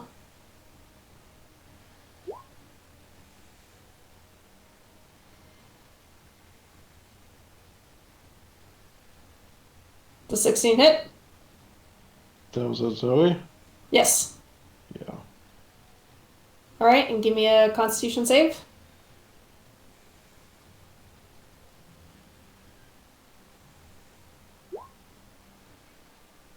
Alright, And you are. down again. You don't take any damage from that, but you are poisoned, which means your ability checks and attacks are at disadvantage.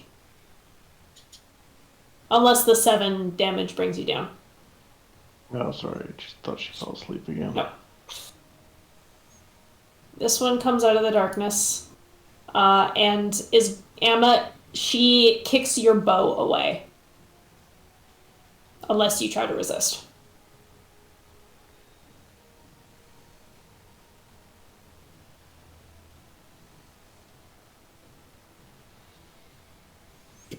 I will resist, but not in a threatening way.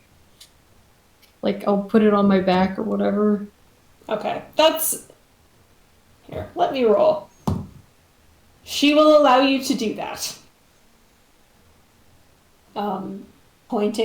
She's pointing her rapier at you, watching very, very carefully as you put your weapon away. Number 4 cannot see, but is going to run up to Camille and try to attack anyways.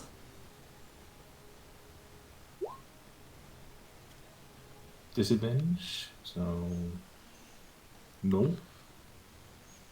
No. Oh yeah, it is still a disadvantage.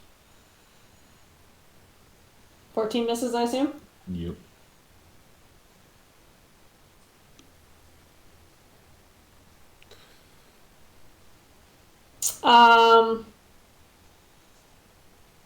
Number 5 is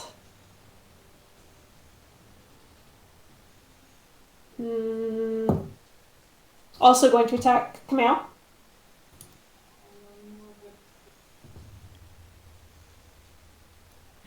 Need to be at a 21 to hit me. Okay, and number 6 will be at hurt. Oh, this disadvantage is killing him. Yeah. That is the 2 attacks. Yes. They both miss anyways, so it's all good. Camille. Am I able to like step out of the circle to see? You can kind of poke your head a little bit, but you can't stay there because there is a drow right up against you. Okay. Hi. Ooh, nice. And I am going to just point my sword at him and just utter back the word down.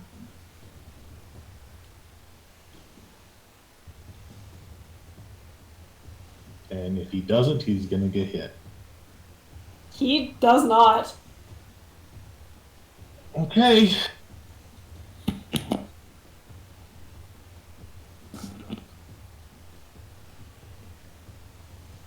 It's not the cleric, by the way.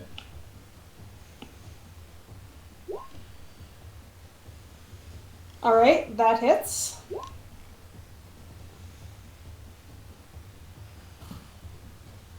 So that hits too. That also hits. And just for good measure, because I warned.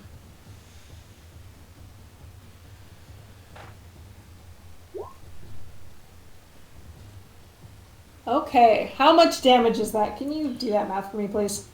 14 plus 13, 27, 37, 43. 44. 44. And then at the end of my turn, he takes an additional 4, and all the other drow there take 4, Okay. and I take 2. He looks pretty hurt. You did a lot of damage there, and they all take. These guys all And I take just- 4. And just at the end of my turn, I just again say down. And not to rush you or anything, but concentration check, question mark? What concentration? I don't have any concentration spells up. No, for me, for the darkness. I can't get rid of it. I'm sorry, guy. Okay, we can just I think pretend it's not there. He lets it drop. Zoe, you can ignore that circle now.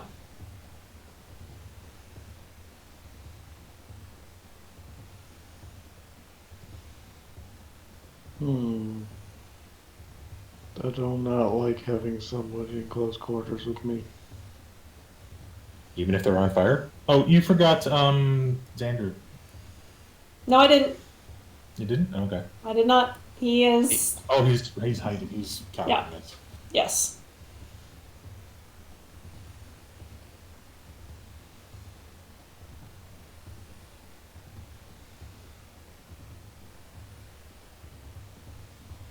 Alright, because this is Zoe and this is the way she is very annoyed, but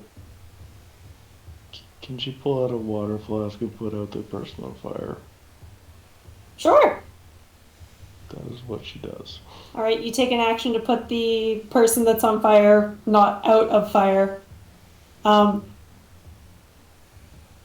was on fire? Because of Hellish rebuke. hellish rebuke. Oh.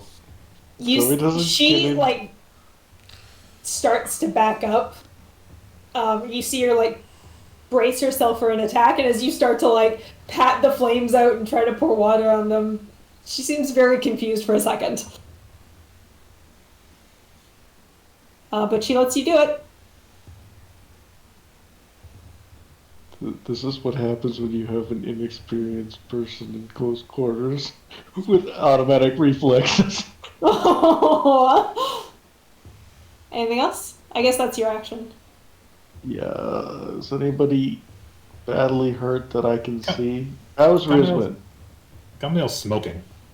I'm not sure she can see Kamale. He's pretty visible. A little too visible. I was thinking there was a rock in the way, but I guess not.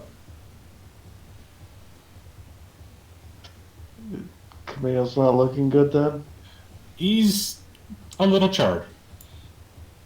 Well, I have 3d6 then.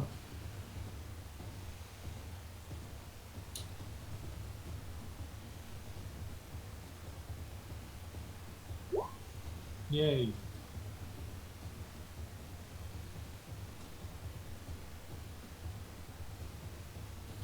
All right, fire. Be right back. Okay. If I move here, do I see the boss? No, he's kind of behind these. Like he's off in this corner. Awesome. I cast daylight. Ooh. It's a 60-foot radius, center here. All right, so it is not really any brighter right here, but the rest of this cavern is lit up in daylight. Fire drow probably going, oh god, ow, my eyes. Mm-hmm. The ones that are already in that sphere of light. Does it do anything mechanically to them? Yeah, Cool. they don't take damage, but you know. Yeah. The traditional drow does a thing for them. I'm gonna book it. I'm sorry. I'm sorry, Jamie. If you maybe try to do something You want here. me to keep adding onto the map? No, I'm thinking on the other side. Maybe you want all needy in one place, but I think fire beings at all. They just leg it. All right. Pert, before your turn, Do I get an attack opportunity, maybe? Or is the woman that was on fire so distracted she doesn't notice fire running away from her? Yeah, I'm visible again. I rolled in that one. She doesn't notice. Okay, fair. Either that or Zoe's bought you enough goodwill.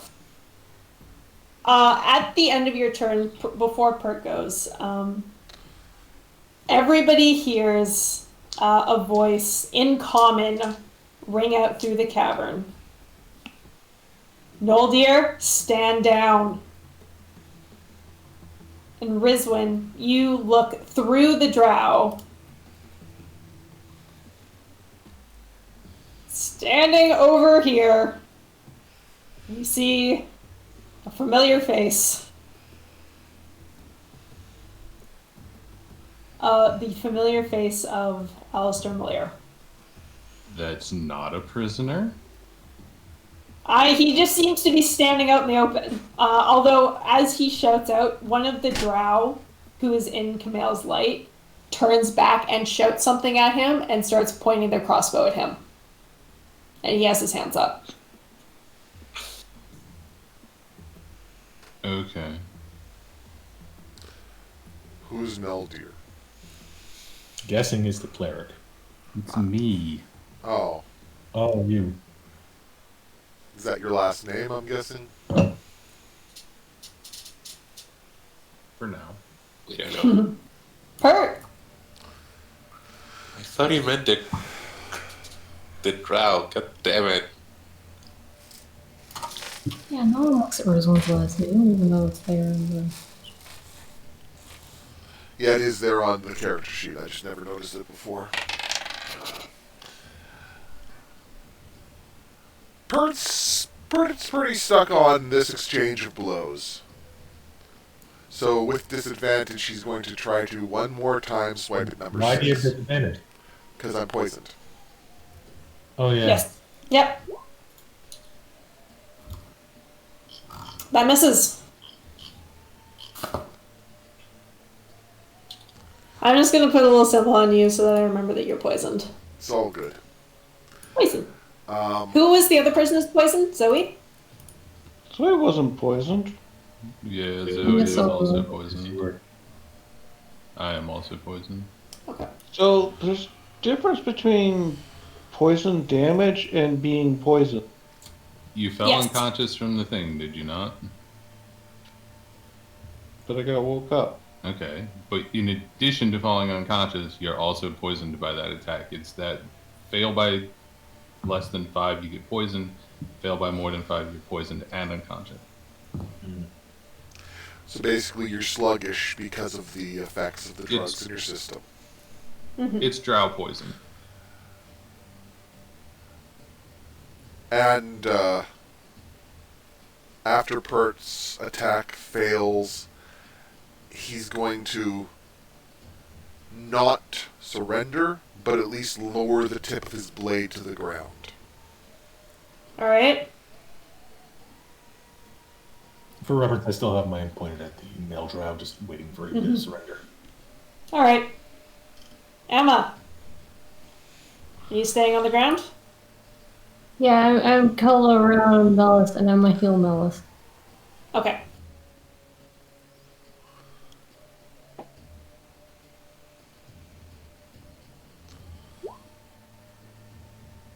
We're not much. Alright. These guys fucking scatter.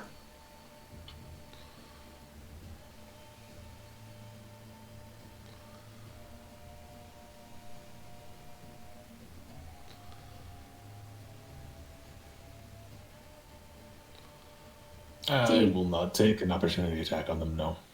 Alright. It's, by the way, 60-foot radius, so they Yes. strong like this, like Yes, but it till does there. not burn. It does not burn them. Yeah, it's No. mine- Just so we know the radius of the thing. Mine is, oh god, you're standing close enough to the sun that is causing you to burst into flames.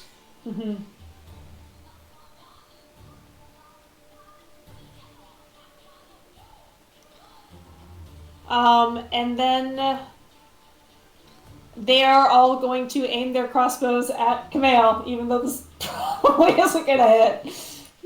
1, 2, 3, 4, 5, 6. 2 hit. Wow. 2 hit. Make me con saves. I'm gonna take the damage first. It's 40 now.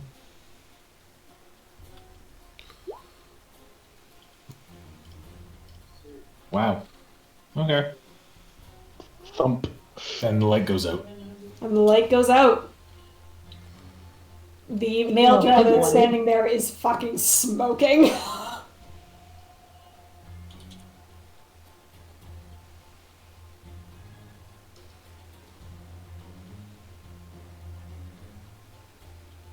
Alright, so Camille is unconscious.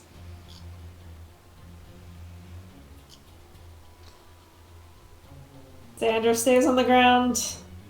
Who do we have here?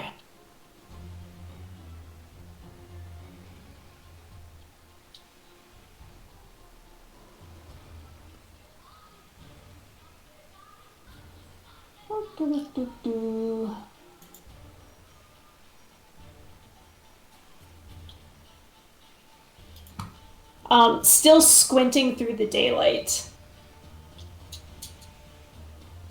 This elf aims a finger towards Rizwin, holding a spell, and says, "Down." Presumably still in Elvish. Yes.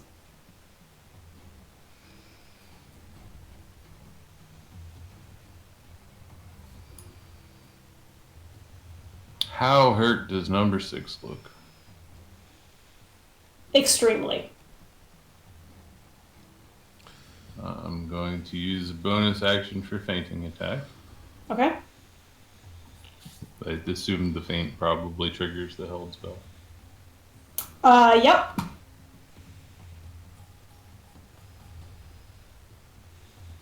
I just realized that I've messed something up. It doesn't matter because it was a 9. Alright. So I will take 1 normal attack at 6. That misses. Remember that you are poisoned.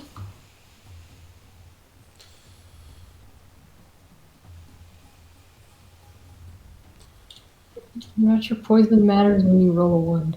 Yeah. But he has another attack.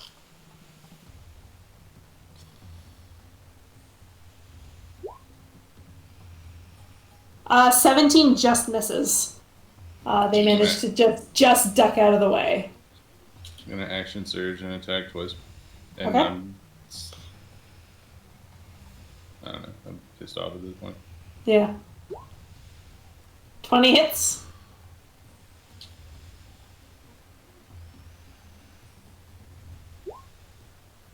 It's not a dice. No superiority die. No. All right. You give one big slash across their chest, and they have to stagger a little bit to stay upright.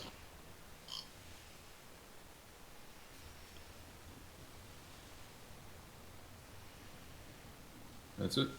Okay. Uh,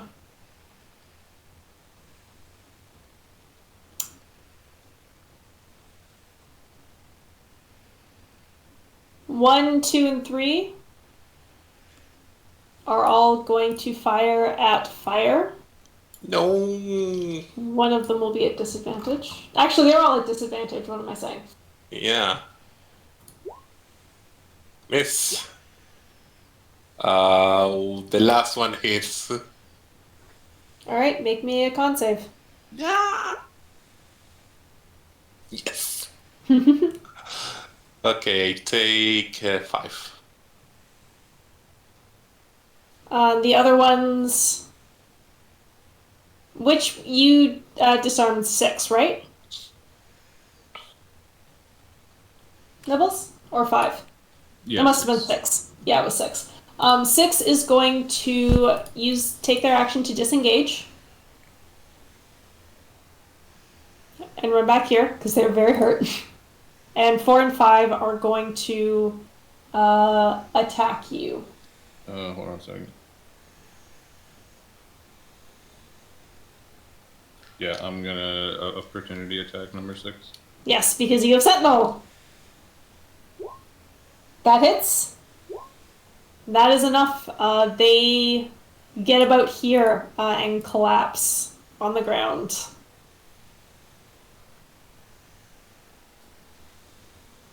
Five and 6 continue to swing at you. Oh, fire! Make a concentration check.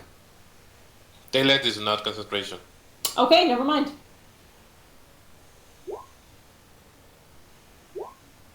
Oh, sorry, this is not hand crossbow. Ignore these, ignore these. Okay. Pretend those two didn't happen. That's the first, that's number 4. Number 5. 18 hits. Okay.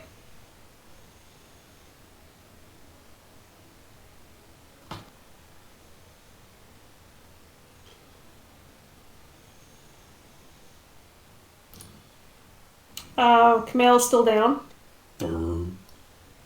Zoe, what are you doing? Xander is standing, or is beside you, seemingly surrendered. Emma is protectively folded over Melis, and Camille is out cold on the ground.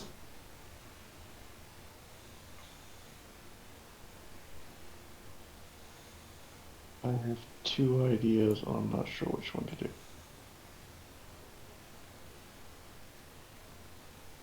Let me check my spells first.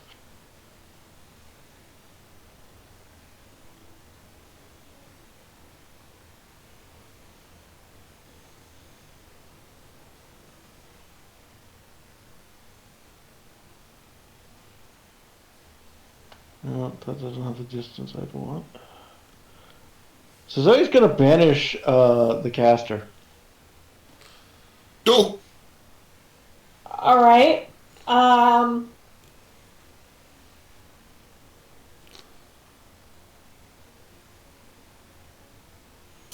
Okay, I think he's gonna try and counterspell it. He uses reaction to hold a spell. Oh, he did. Very nice. So charisma saving throw.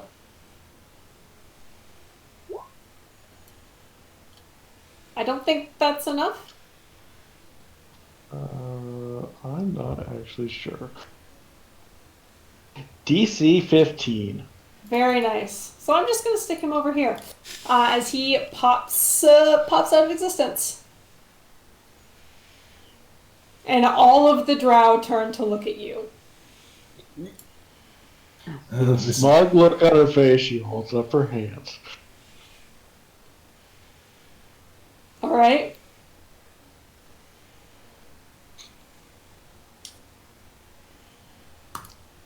Fire. Okay, I need to ask you this, Jamie, because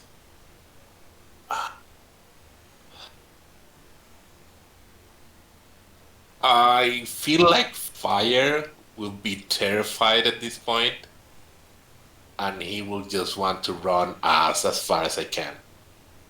I don't know if you as DM has problem with him being too separate, if he managed to Skype or something. You can absolutely do that if you want. He runs ass. All right. Fire's got some PTSD. Fire books it back down the tunnel. 60 feet. And do I have a bonus action that's useful? I don't think I have anything useful. I cast Shillelagh. Cast Shillelagh. All right. Pert.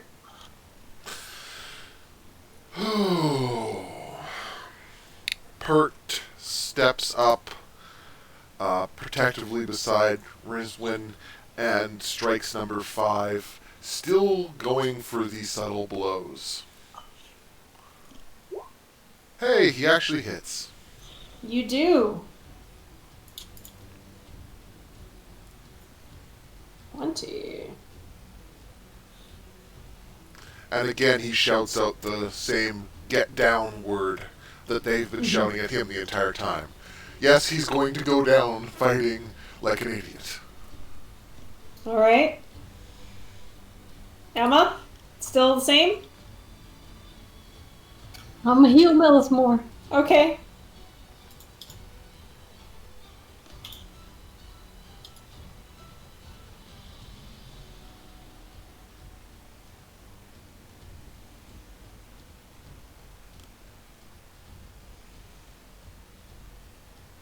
That's better.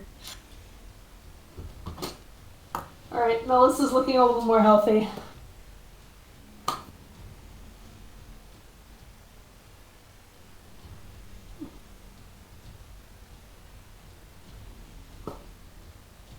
Just looking up something.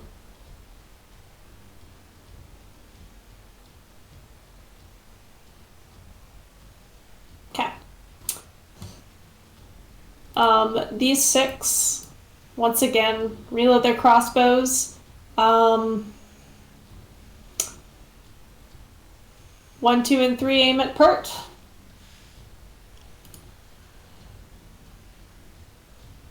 Hit. And even if I uncanny dodge the 9, that makes it a 4. So Pert's down. Oh, okay. Alright.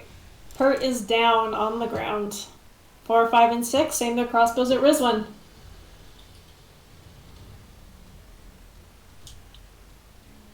Miss.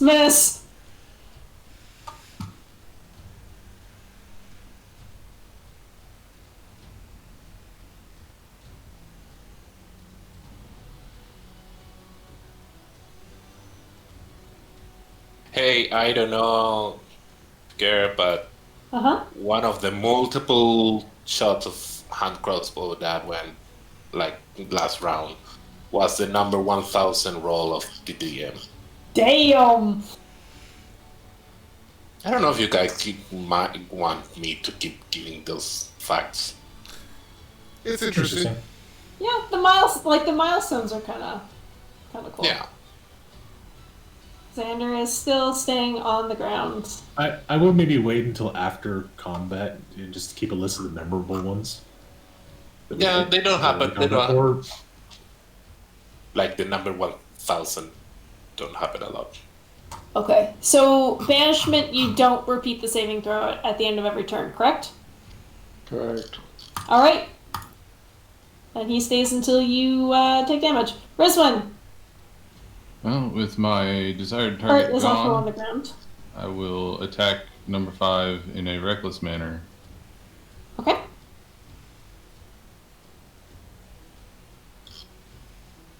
Uh, 18 hits.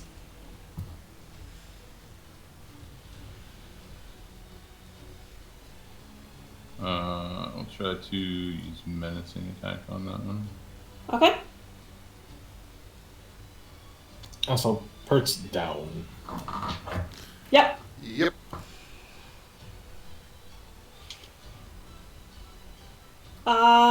Wisdom saving throw. That makes it.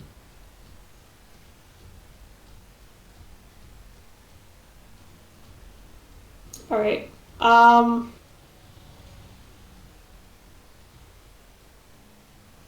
One is going to stab Zoe.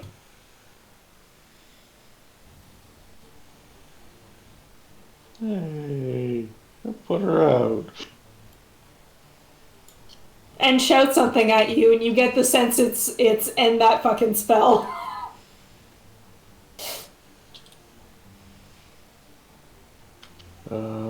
So that last one here hits. All right.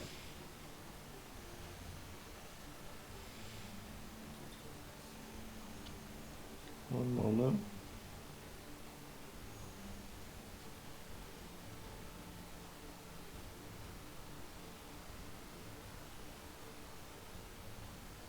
And is it 10 or for Half the damage. so that'd be 10. The spell does not end. All right. She still shouts at you anyways. 2 and 3 are going to aim crossbow bolts down the tunnel towards fire.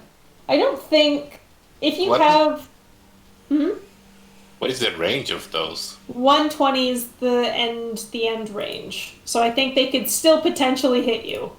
Yeah, they have disadvantage on disadvantage. They sure do.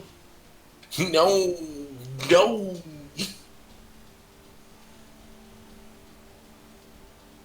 Oh. Zoe, you hear a light thunk behind you, the sound of a furbolg falling asleep on the ground. 4 and 5 are going to attack Rizwan.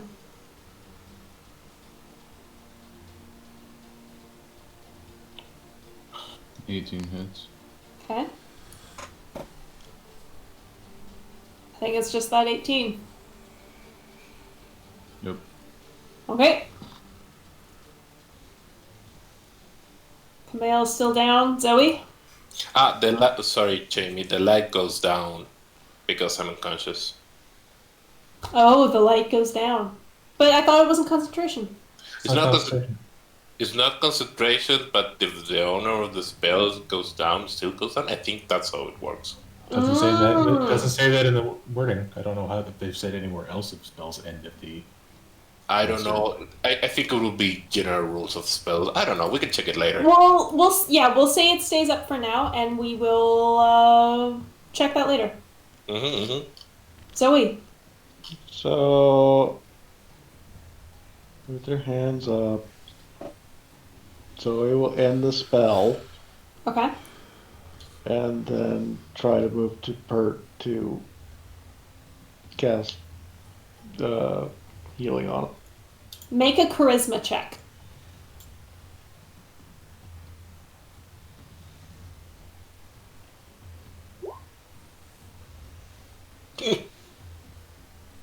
God fuck.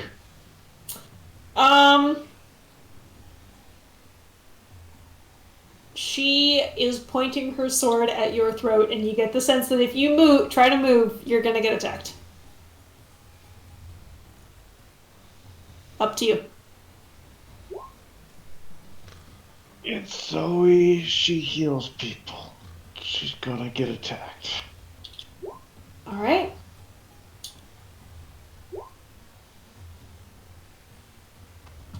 Zoe's down. Risman is the last one standing.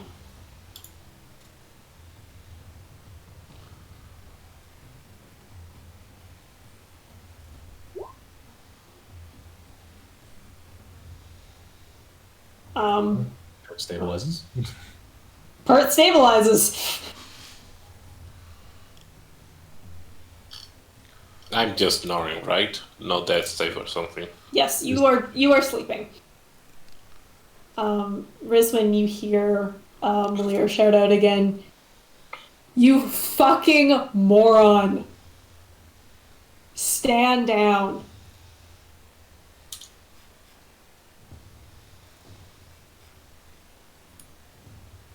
All 6 of these drow aim their crossbow bolts at you, Rizwan, but they hold their attack.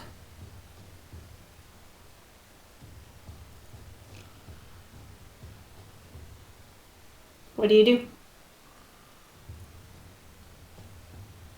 How hurt does the leader look?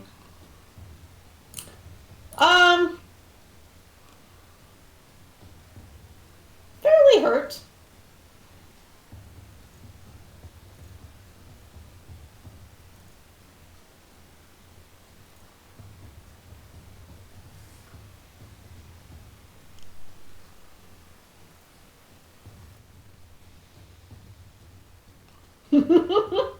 I will charge him an attack.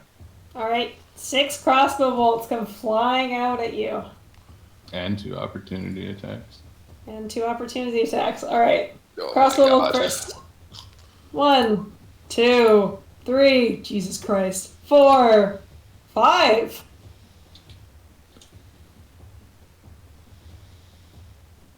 Still up. 6. Still up. Make me Constitution saves. Alright. These are at disadvantage? Or no? No, your saves are not it's ability checks are disadvantage. Is 8 enough to put you unconscious? I believe it is. Yeah, 5 or more. All right. It needs no 8 is 5 or saving fails by 5 or more, so 8. Yeah. 8 or less. And that's what Rizwan rolled.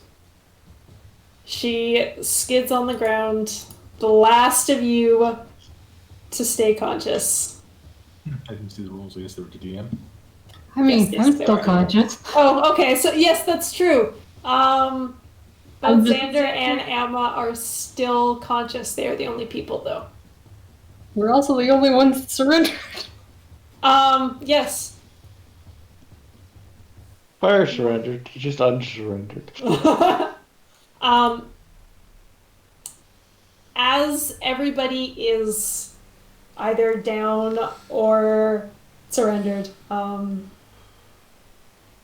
you see the drow leader bark orders, and the drow that are still standing go over to Zoe and bandage her wounds. Zoe, you are stabilized.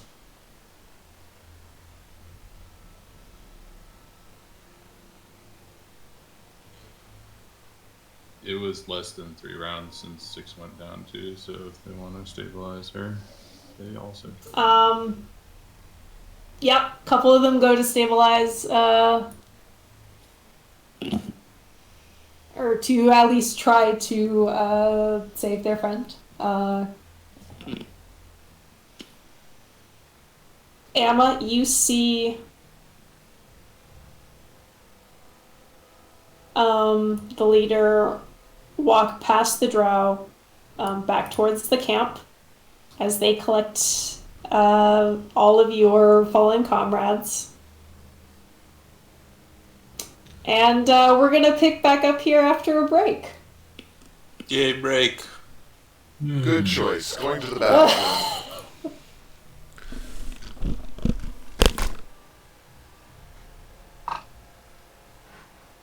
I almost escaped. Almost, man. I'm starting to notice a habit of my characters that they're the last one standing in a hostage situation. Aside from ones that escape. Hey, helps to surrender early.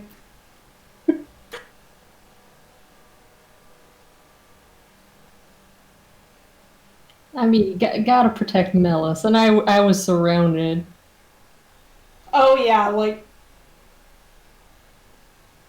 yeah. Like, at disadvantage against 3 and Melis being that low on health, nah. I'm not gonna risk that.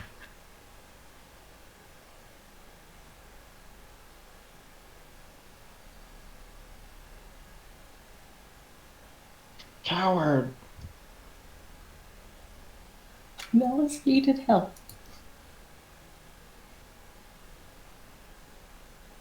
Kitty important.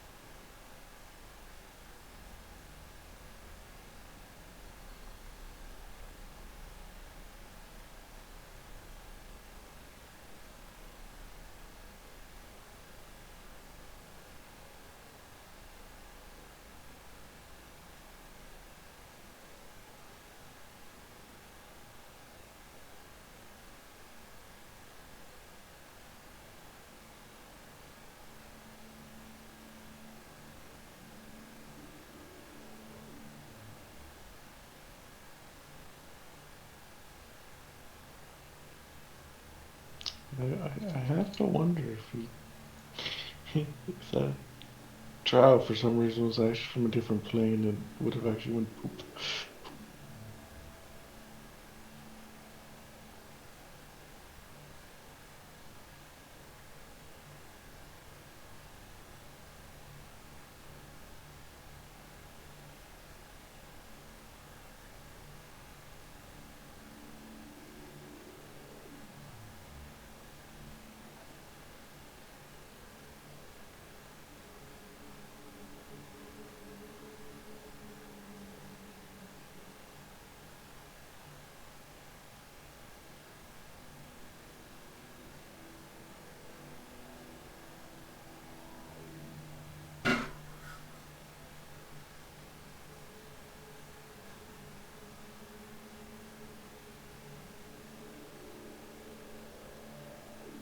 I'm back. As am I.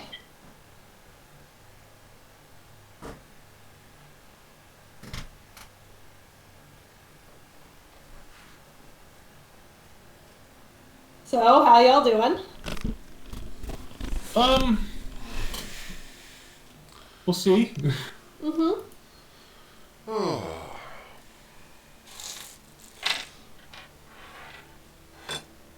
Saved the life of somebody and they killed me. I mean, you did banish their leader. For a minute. They didn't know that. But they knew that she did it? I'm pretty cast sure a there's spell. verbal and somatic components to that spell. And material components.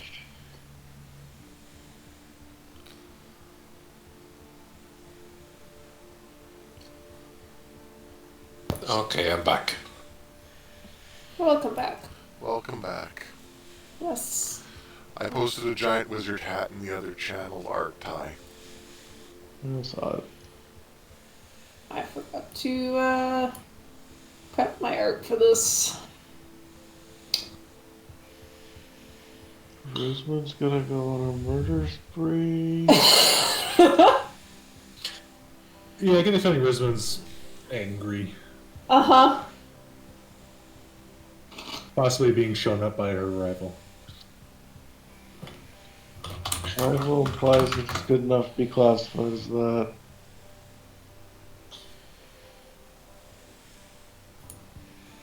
He spoke mentally to all of us. No, he didn't. He shouted in common. Ah, I thought wrong. You did think wrong. But that's okay. Sound carries very well down here. Is everybody back? Actually, I wouldn't mind a couple more minutes after that. Take a few minutes. Yeah, it was a lot. Hopefully Yeah. it's the only combat you have to deal with today. Oh, I hope so.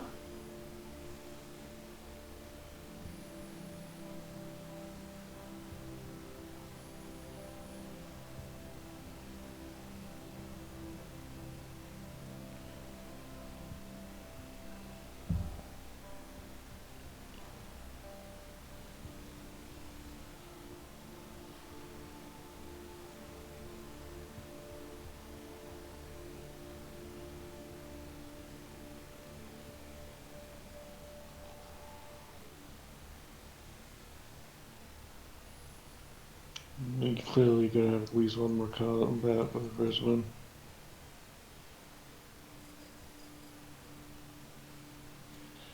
Yeah. I try not to have expectations for what happens in a combat situation because we're not table talking, and I think dice are going to speak for them. My dice have been very mean today. Yeah, your dice have been very mean. You didn't roll 3 natural ones in a row. Yeah, I rolled 2. Yeah, he rolled a lot of ones this session.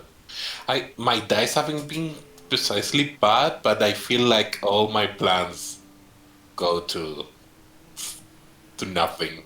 Hey, counterspell sucks, doesn't it? Yeah. I gotta do this something awesome. Nope.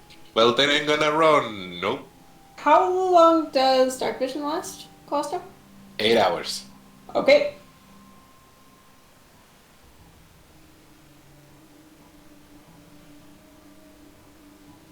Everyone with dark vision wakes up without dark. Nope, you still have dark vision. For now. Well, of course Zoe does. Hers native. Ah, that plan did not work well. I want to know what those drow rolled to see the owl. 23. All I do it. want to know how they knew exactly where it was coming from. Well, we can get there. They specifically sent the owl the opposite way because of that.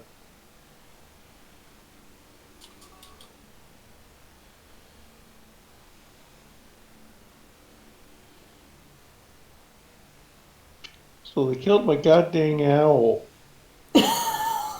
That's 120 gold down the drain for you. It's not 120 gold. Oh, 20 gold, sorry.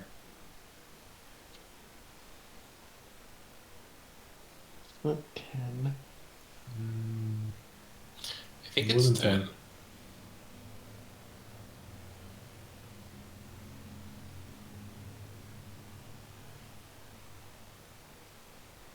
Is everybody back?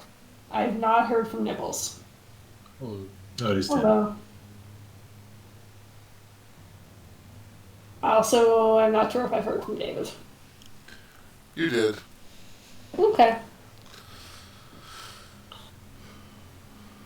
Do we want a little more time?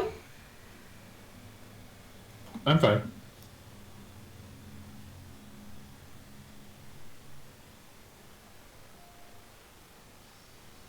Does anyone else need more time?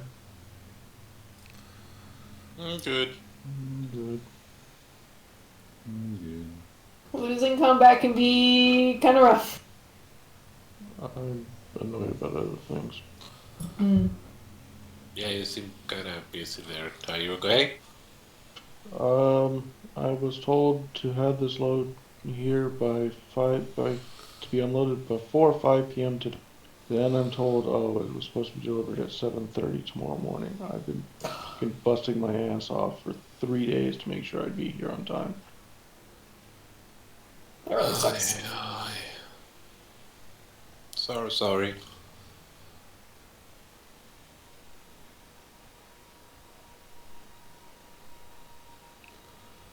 Whoops.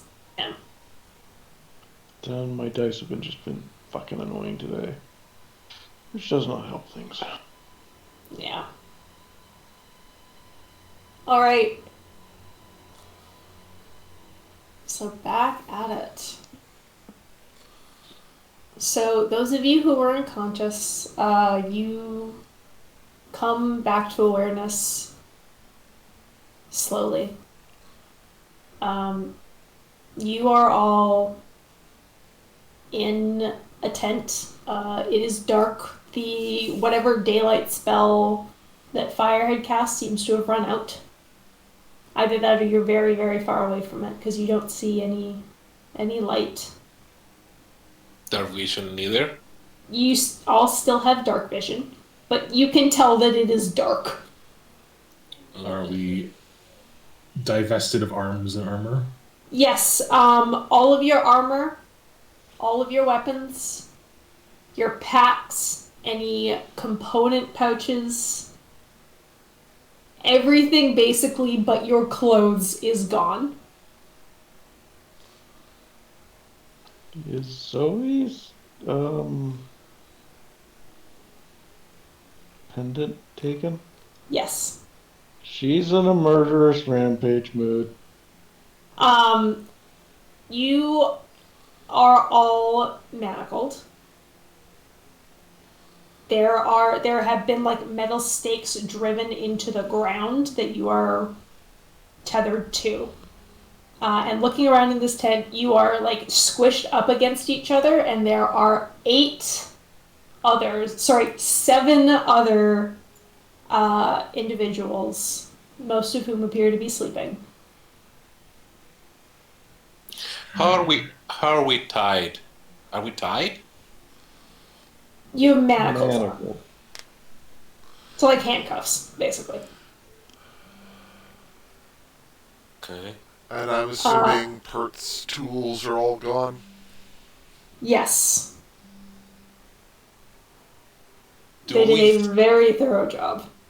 do we see people around us, like guards or something? You hear footsteps outside, but there's nobody in the tent with you. As you all slowly come to consciousness, Emma and Xander were both already awake. You hear one of them kind of chuckle and say, "Rescue party for the rescue party, huh?" Question. Mm-hmm. Are hands tied behind back, or mantled behind back, in front of back, to sides? In front. How's that? In front. So he is not unarmed. Same. Misty Step is Oh, on that's the true. component. They would know Eldritch that. Blast has a verbal and somatic component. Are you waiting or just blasting through immediately? This is very true, and they would know this because they have seen it. So I guess it's behind back. My bad. Same to me? Yes, to everybody because they know that some of you can cast spells. Boo! Sorry, Zach. Yeah. But they didn't muffle us, right? No. Yeah, they have spellcasters too. They Yeah, they know. You have seen them cast spells. So theoretically, Kamal could get out of there pretty easy, but. I will play that card when and if I have to. Mm-hmm. Is I anyone will here? follow. Everybody is still at the hit point count they were. Pert is at 1. Zoe's at 1. Are we still poisoned? No, that poison has worn off.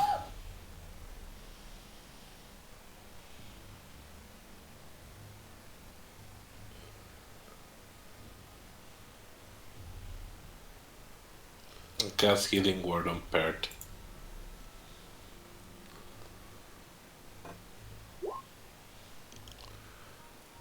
Dankeschön.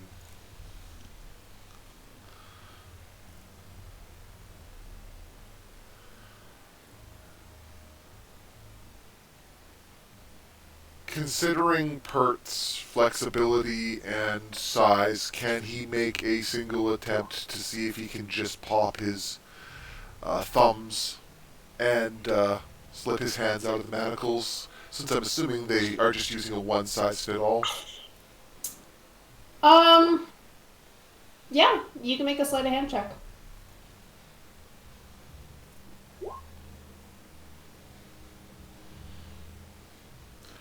Take 2 damage for breaking his thumbs. Sure. Dislocating didn't break your thumbs. Yeah. Pert pops his hands out of the chains, but politely sets them on his knees, not actually chaining himself or anything, Mm-hmm. and starts rubbing his hands to get the feeling back in them.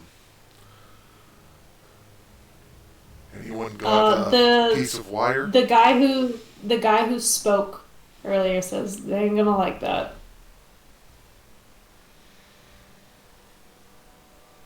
Anyone got a piece of wire?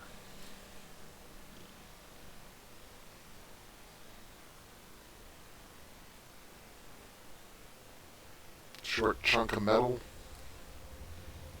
Spoon. No. Sorry, bro. What do they want with you? Us. We're slaves, obviously. Do I see Alistair in here anywhere? He is not in here. The Do you have, like, been a suit? sent to rescue a traitor too, so that's lovely. Mm. Why was your friend unchained? Seems pretty obvious to me. He This one? sold everybody else out. Rizwan, you have a bias the size of the moon about that person. I don't think Mail knows that, actually. I think. Let me just roll an insight and see. Anyways, You have an insight. You have a bias about this person. regardless, Pert starts Before we checking to do- see if anyone has belts. before Nope. we do anything, what if you guys tell us a story of what happened? What are these guys? What do you know?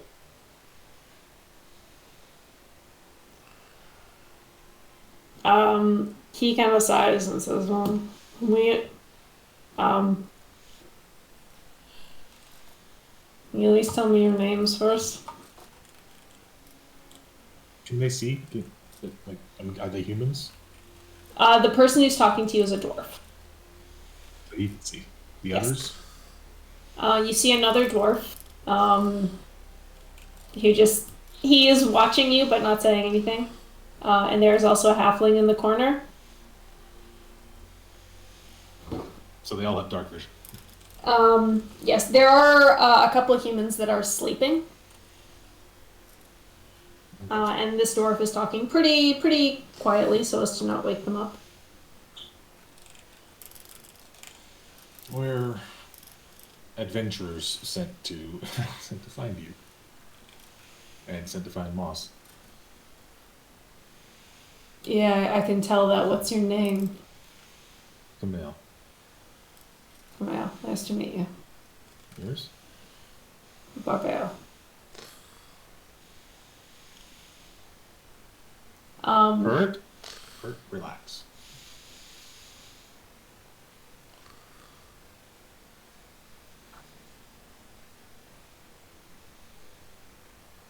Not quite sure how long we've been here, but they ain't hurt us. Just been waiting. They said what they want from you? No. Captain's been in and out. He's trying to talk them into something, but I don't know. It doesn't seem to be going well. And the captain hasn't communicated what he's trying to do with you at all. It's just kept you in the dark. He hasn't been here much. I kept him somewhere else.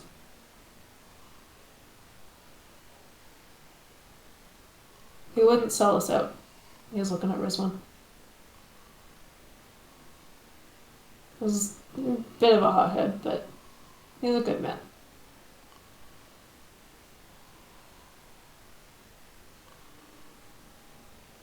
Is Sander in here with us?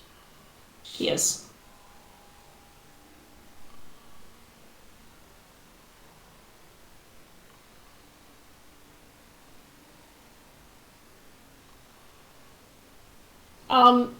There is one who is not in here with you, and that is Melis. No, Melis. No. While everybody else was sleeping off the poison, Emma, they took Melis somewhere. You could hear them arguing about what to do with Melis. And you can hear him meowing. So you know that he's very close by to your tent, but he's not in the tent with you.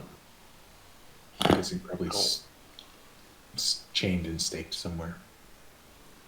One looks very anxious. There wouldn't be enough space for him in the tent anyways, unless he was to lay on top of a couple of people. It is very tight in here. Well, I think the thing to do now is wait. Okay, just to put it out there, if Bert gives me one free hand, I can free everyone from their manacles, but I don't know if that's the best idea right now. If Pert can't find any tools, then he probably can't, and unless he starts ripping buttons off people's shirts, he probably doesn't have any tools.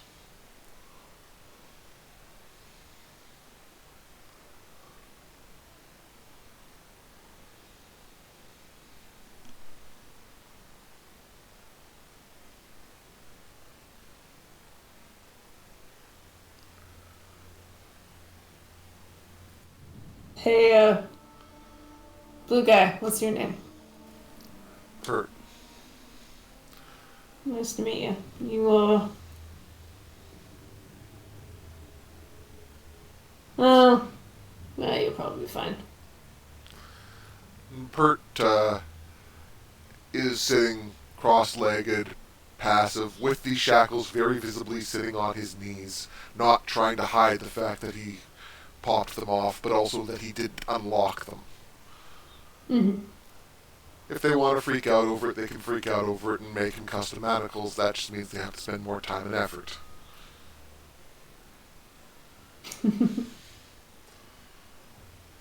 He will try to meditate if he can, but he's not exactly good at the Zen thing, so whatever. Alright. And Barbeo asks everybody's name. Yarp. And interestingly enough, he also asks who Xander is. Does not seem to recognize him. In common.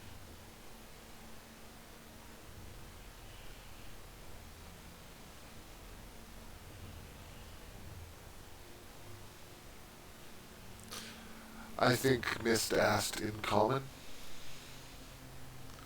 Yes. He is talking in common. Is everyone else going to answer, or is some people going to try not to respond? Do I?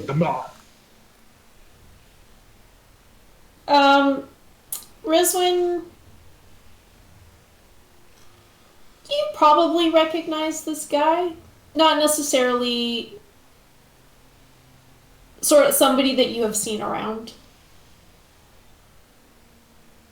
I assume he knows who I am then and don't say anything. Yeah.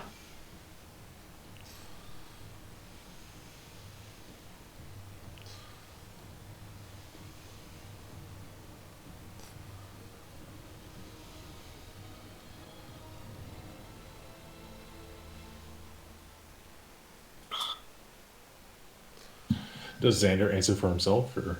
Yeah, he very, very quietly says, "My name's Xander." And kind of makes himself appear even smaller behind Amalus.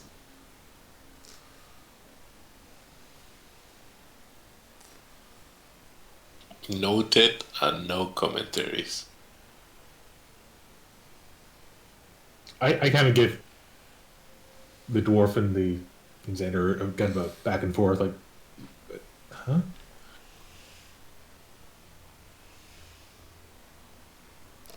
Like, wasn't he part of your group?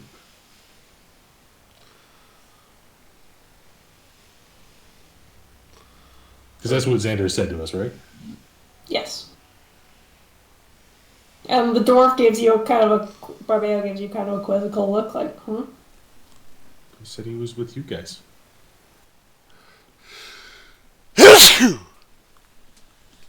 He looks at Xander and narrows his eyes. He does seem kind of familiar. He shrugs and says, "Oh, maybe that's a sign to retire."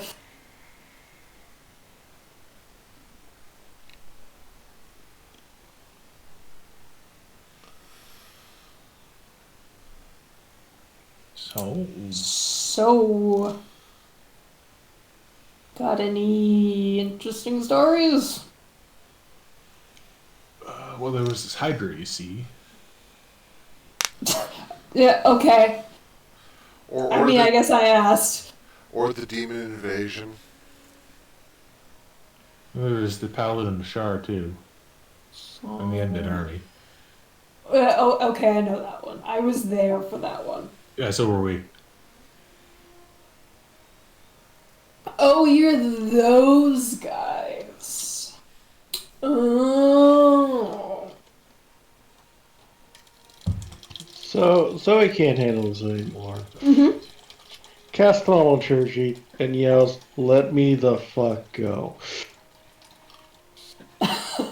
Well, they know we're awake. I'll make a light spell so we can see. I'll remind you, this is not the first time Zoe's been captured. Mm-hmm. It didn't work well for her last time. You hear footsteps, and very quickly, the tent flap is ripped open. You can see just the faintest bit of light off in the distance from a nearby tent that has a crystal on it. And with your dark vision, you can see 4 crossbows pointed inside the tent. So he's giving them death glares. So we are all in the ground and tied up in the back, We're kind of sitting. and you still point crossbows at us. Talking about insecurities, right? Assuming you're saying that in Elvish. Yes. Make an insight check, Fire. You get the sense that they do not understand you. Fuck. Pert is attempting to do the calm Zen thing. He's not very successful. One of them, they all seem to be women. One of them says something very sharply to Zoe that you do not understand. And then you see from outside the tent a hand come down on that person's shoulder. And a 5th woman pops into view who is not wearing armor. She has sort of dark purple skin and pale hair like the rest of them. Very, very long hair tied back in a braid. And she smiles at you and holds up a whole bunch of rations. You recognize them to be your rations.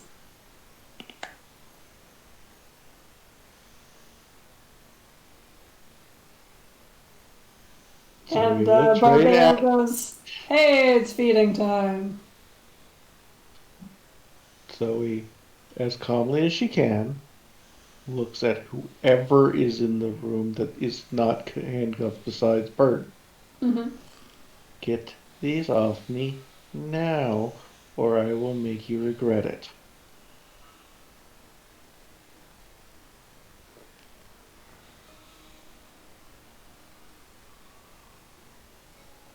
You see the long-haired woman is talking to one of the guards. The guard seems to be pretty ticked off, is speaking very curtly. The other one is very calm.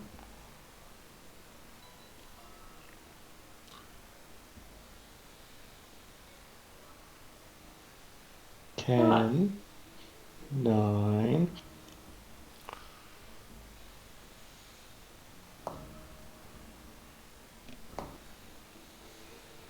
Are you guys doing anything? Just unsure what to do from here. I hear Zoe counting, and when she's below 6 seconds, I prepare a spell if they start being aggressive. Yeah. The dwarf Barbea looks over at you, Zoe, and says, "It's all right."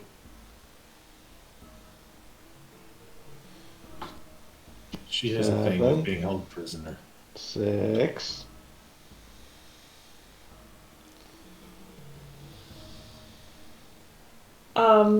You keep counting down, and you get to 3, and you see another person come up behind the guards. It is the male drow that you were fighting before.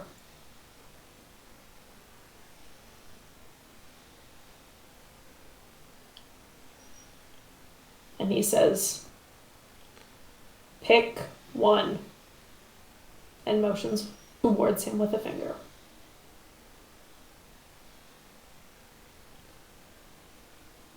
Wait, who says that to who? The male drow is saying it to you guys. In Elvish, he says, Okay. "Pick one." I try this. They want us to pick one. I ask back, To talk? Talk.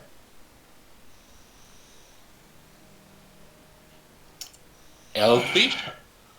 Or elf?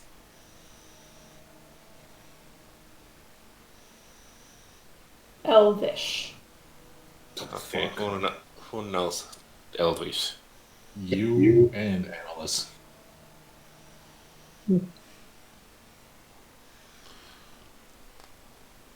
Pert He tries stops. saying some stuff. He that- actually stops and thinks and says, "No." Hmm? Pert attempts to say some stuff in Draconic to see if they understand it. He looks at you, Pert, and shakes his head. I'm sorry, what no?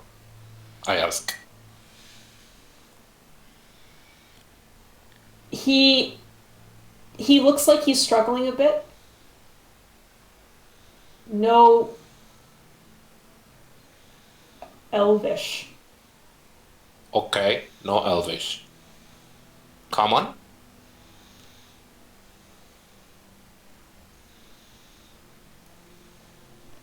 I'll stand up.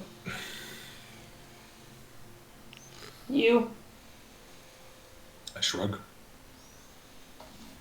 Well, actually, Camille, you try to stand up. You do not have enough slack in the chain to be able to. Just as a I'm random, tempted to. just as a random attempt, so he starts counting in Infernal.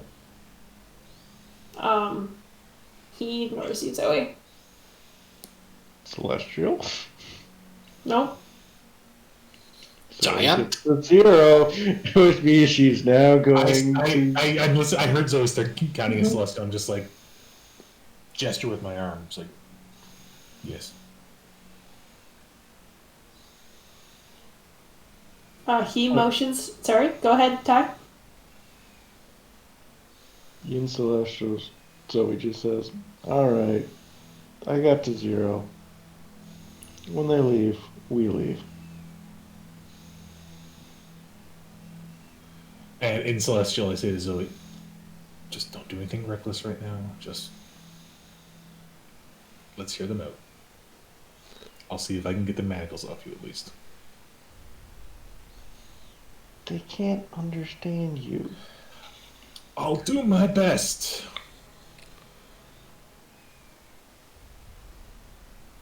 Two of the guards try to maneuver their way into the tent and around all of you.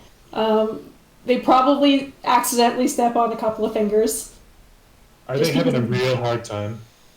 It's very, very tight in there. I kind of hold up my, say, Mhm. kind of motion them back. All right, Wait for them to step back. they step back. And I'll just very briefly just Misty Step, going nowhere but removing the manacles. Okay. And then I just put my hands up, Sure. The one drow guard that was arguing with the other woman, she raises her crossbow like right at your head.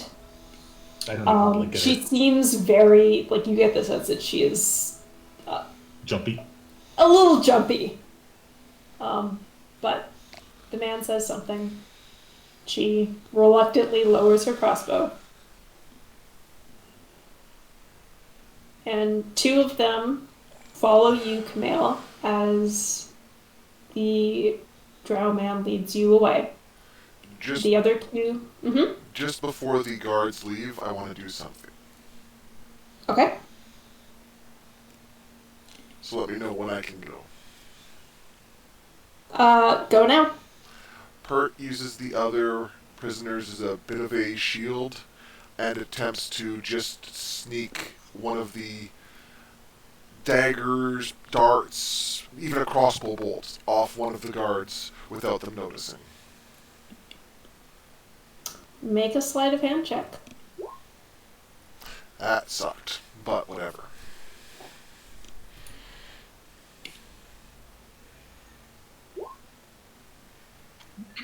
She does not seem to notice. Pert will sit on the bolt.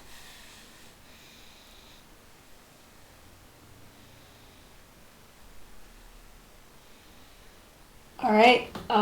Two of them and the man lead Camille away. The other two, with their crossbows still at the ready, stay with this other unarmored woman who is holding the rations. She smiles.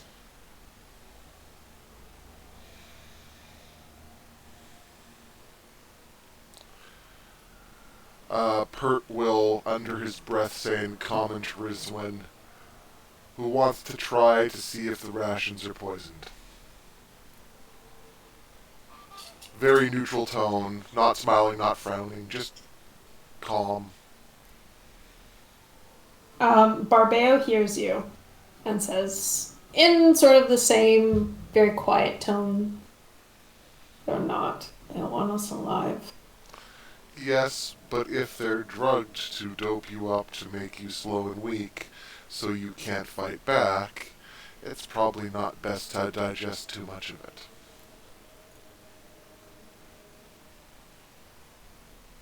Well, I haven't been so far.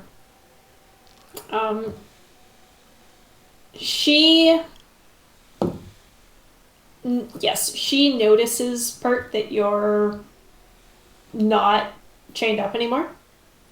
Since you're not super trying to hide it. Yep, never She was. she doesn't seem to mind. She smiles at you and hands you an unopened ration packet. At least unopened as far as you can tell. Pert will accept it, rip off a center chunk of the dry tack or whatever it is inside the ration pack, and will chew thoughtfully on it, trying to see if he notices any flavor. He's not having a whole meal, he's just, eating something to show that he's at least giving her a chance.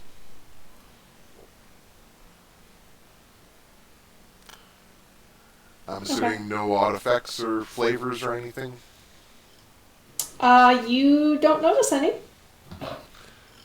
Pert will nod his head politely at her and offer out a chunk of the rations to one of the other manacled prisoners. She goes around. She actually does the people who have. So you guys get food last. She goes individually to each prisoner, unlocks one wrist, gives them food, lets them eat, locks them back up again.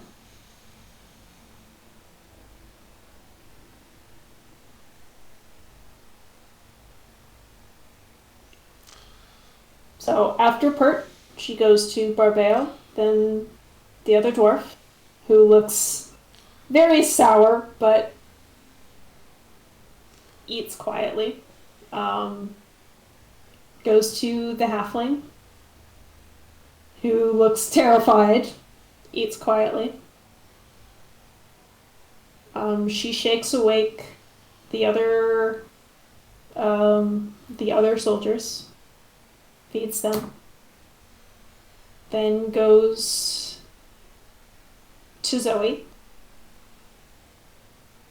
unlocks a wrist, offers you a ration packet.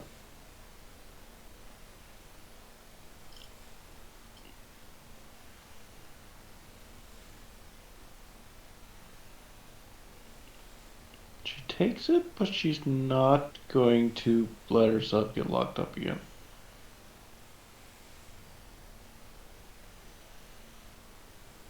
Okay. So you take it, you eat it, I assume? Yes. And she goes to lock you back up, and you don't let her grab your wrist.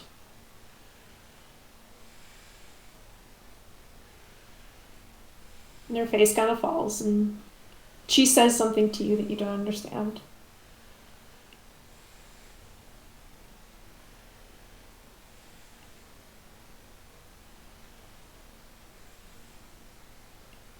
In as calm as a voice as Zoe can put on at the moment, she says, this is not acceptable. I don't want to hurt you, but I am not getting locked up. Make a charisma check. Come on, another one.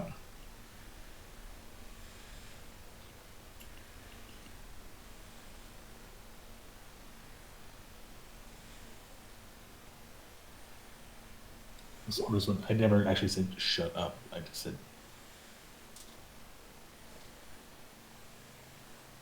If I did say shut up, I didn't mean to mean shut up.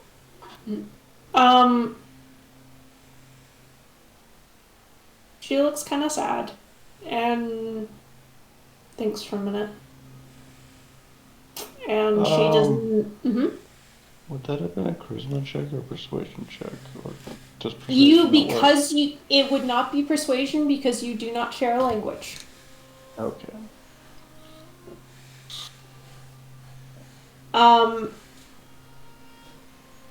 She does not tie you back up. She goes to Amma next.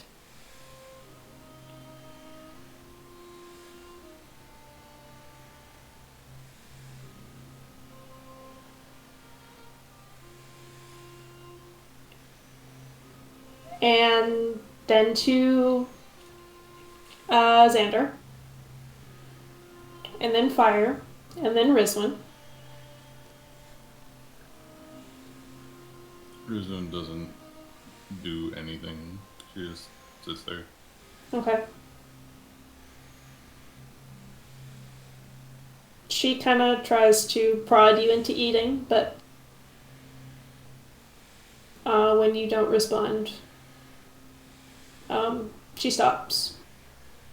And then she talks to the guards. One of them, you see one of them visibly just roll her eyes. And this drow woman gives them the uneaten rations. And she sits down beside you in the tent. Just kind of hugs her knees because there's not a lot of space.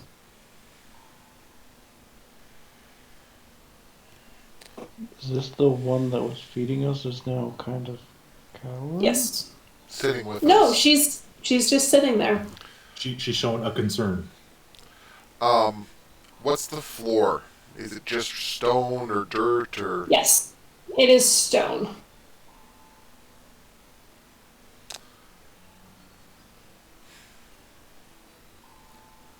Also, I just want to clarify something. If I had said shut up, that was the player misspeaking. Kamel, after some of the conversations we've had, would not have used those words. He probably would have said, let's just be quiet, let's just see what they want, kind of thing. Pert politely Just a lot tap. of. Yeah. Go ahead. No, I was just saying there was a lot of talking happening at once there. Pert politely taps the woman's knee to get her attention. She looks at you. Takes the bolt that he managed to steal and snaps the head off. Then, revealing it, scratches into the rock in between him and her his name in common, taps it, and then points at himself. And then he pronounces his name once, taps it, and points at himself again. Then he hands her the broken off bolt. She takes it. She kind of points at you with the bolt and says, "Pert." And I nod. She scratches something into the rock that you cannot read. It is in a different script than common. Does it look similar to the Elvish script that I can't read? There are some similarities, yes. Okay. Sort of like how Chinese or how Mandarin and Japanese have like some shared Forms. characters and characteristics, but are not necessarily the same language. Yep. And she points at herself and says, "Salis." And Pert will point at her and say, Salis. Yes. And Pert will nod. and take another piece of the ration and chew quietly and thoughtfully, still trying to think of what else to say. He is hiding the bolt head as a tool just in case.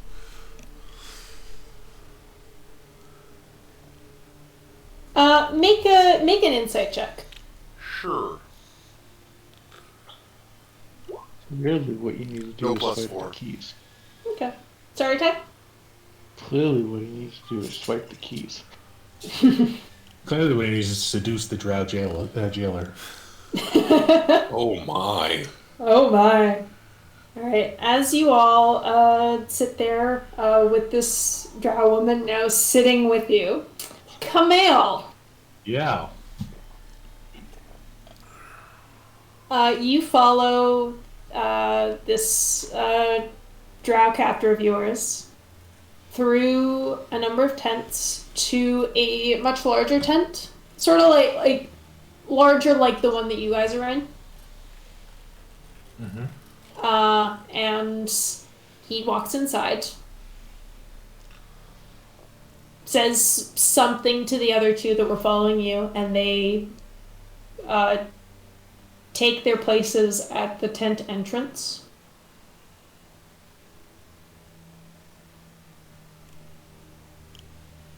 You get the sense that you are meant to follow. I'll follow. Okay, so you follow him into a tent. There is a bedroll on the ground. There is actually a table with some papers and maps in a language that you can't read. And sitting in a chair by that table is, pardon me, the man that you do recognize to be Alistair Malier. You have met him once before.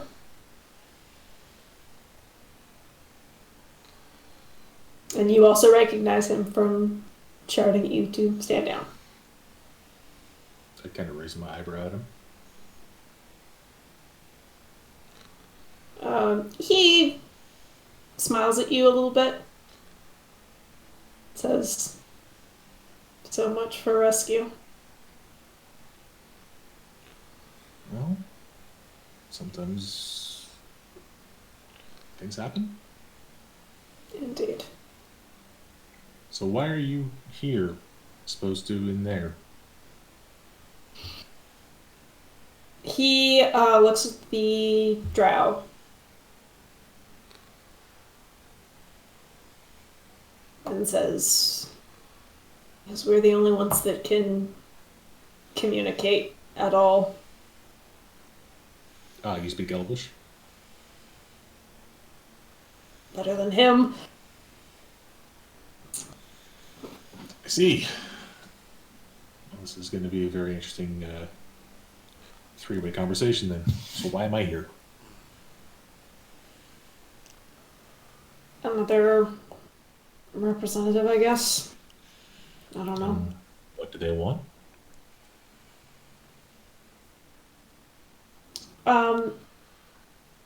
The drow says something to Malier in Elvish. You you know enough. You've heard the language enough to know that he's speaking it. You The can't same tell way anything. I recognize French. Yes. Well, they're trying to figure out what to do with us. Have you suggested letting us go home and never coming back? I've tried. And their response would be? They can't know that we won't come back. Where's Moss? Don't know. Never found him.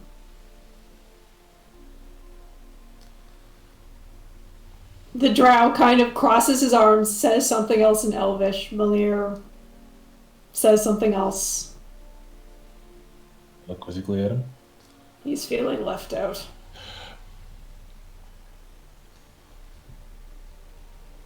I tell him I apologized. I don't speak Elvish. Not many elves on Carcamont.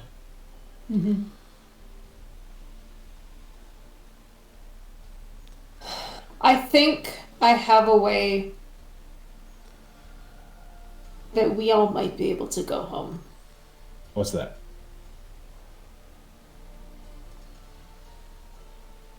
From what I've been able to gather, these people are a sort of military strike team.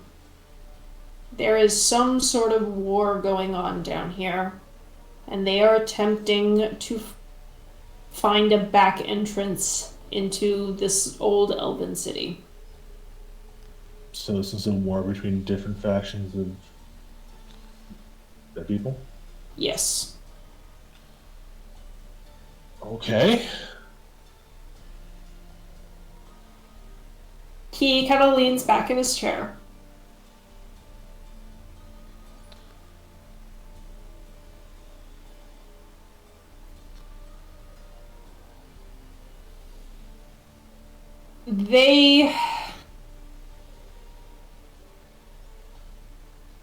I'm sure you know by now that this is a very dangerous place.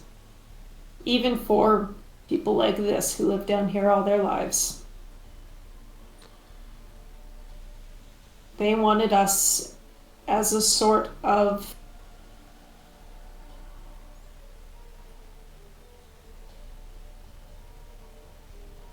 canary in the coal mine. They want us to scout the way for them so they don't move people. Yes. I've seen you fight. Your group is much more likely to survive than mine. And if we do this for them, think, he looks at the drow, can convince them to let us go home. I could see that being a possibility. I would add the condition that we would very much like to find Moss and remove him from their territory.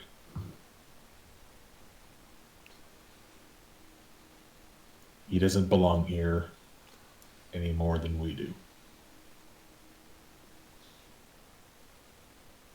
And such a respected scholar would...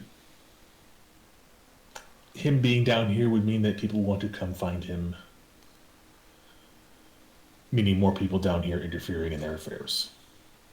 Can you try to translate that to them? I'll try.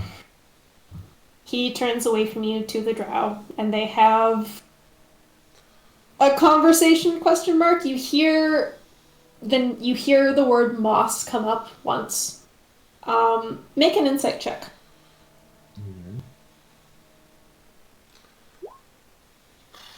It's all Greek to me.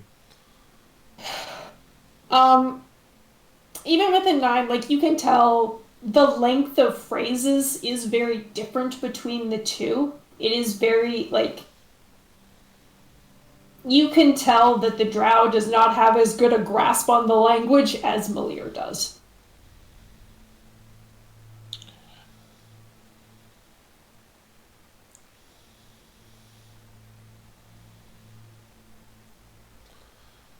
Is Malir being needlessly wordy? Do I get that sense? Like he's just speaking in normal Elvish as opposed to trying to communicate with someone that speaks like grade 9 French? With a 9, you're not really sure. I'll just suggest to him, try using simpler phrases. He looks exasperated at you and just kind of ignores you.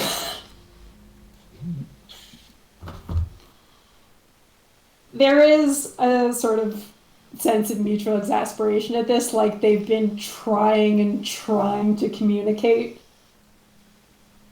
and it's taking way more effort than either of them want. Just looking at this, you're like, dear Watcher, if you decide to grace me with the ability to speak Elven, I'd be forever grateful on that.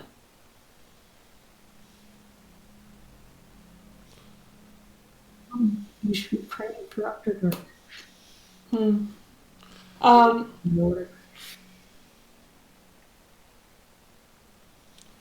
After like a few minutes of back and forth, Malir nods at you and says, they want us to do their work first. Ask him if is he a cleric?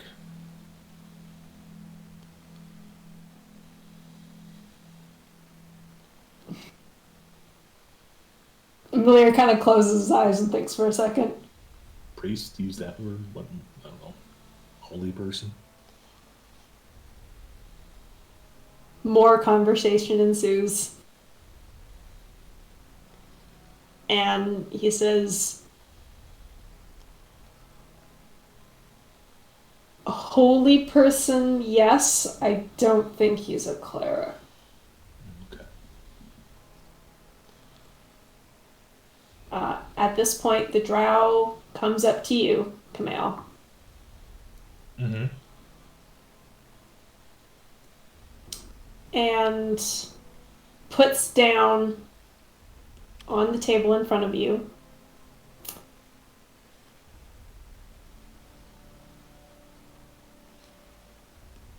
the symbol of Shar.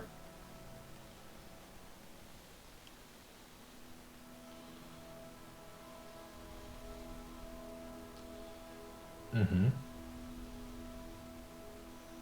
And says, Ibrandul, I look at our mutual acquaintance. he looks at you and looks with a little bit of alarm at the symbol that's on the table. Make a history check. Duh. You have no idea what this guy's talking about. I just kind of shrug at him. From Karkamon Island, not mainland. Shrug. He just kind of shakes his head in frustration and like throws his hands up, walks away to the other side of the table. Well, if we can get guarantees that they'll let us go after and let us find Moss, then I think we have an agreement. All right. But don't make any more trouble. Perhaps you can take a few down with you? You drown? Yeah, but Under the express idea that they follow directions from us.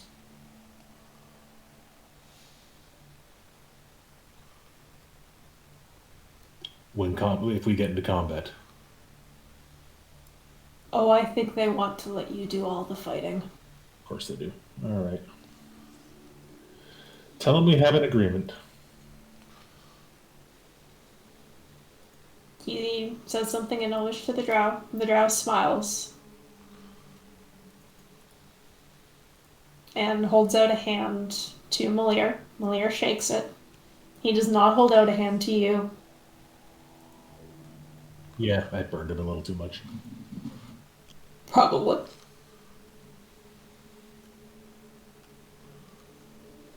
And after a little more conversation, Malir says, we leave tomorrow. Whenever tomorrow is. I don't know. And do I get the sense that this drow is above board? Or are they ready to just stab us in the back at a moment's notice? Make an insight check. Jesus. I'm gonna get better at wisdom. You think he's above board? He and Malir seem to have a fairly good rapport.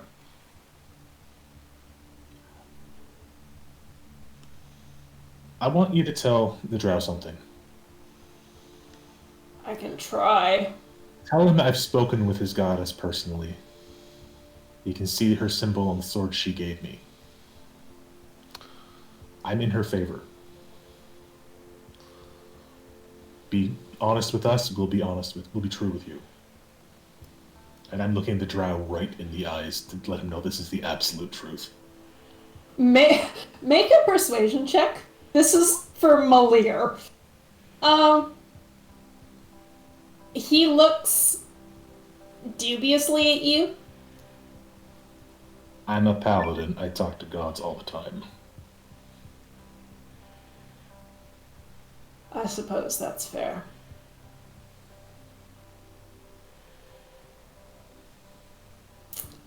He says something to the drow. And his face darkens.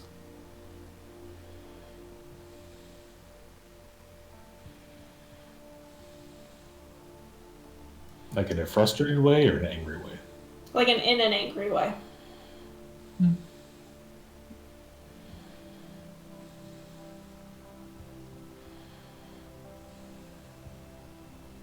He does not say anything back, but he stands up and motions for you to follow him. Alright, I'll follow him. You hear Malir call out, "See you in the morning." Mm-hmm. The guards follow him. Can I tell And- where the sick tent might be? Make a perception check.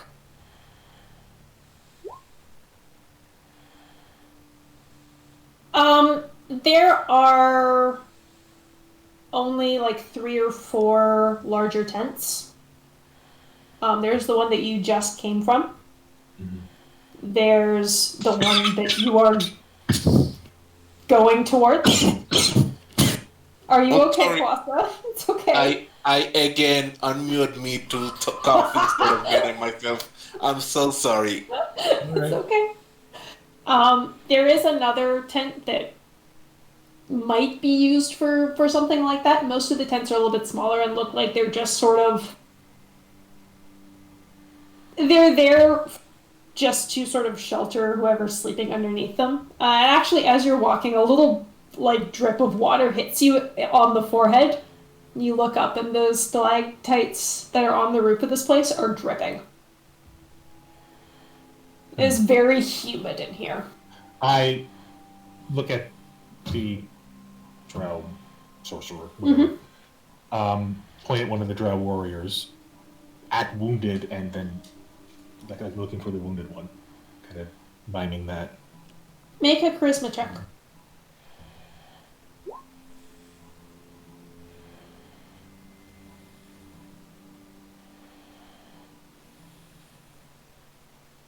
And just like being a very like I want to help kind of gesture.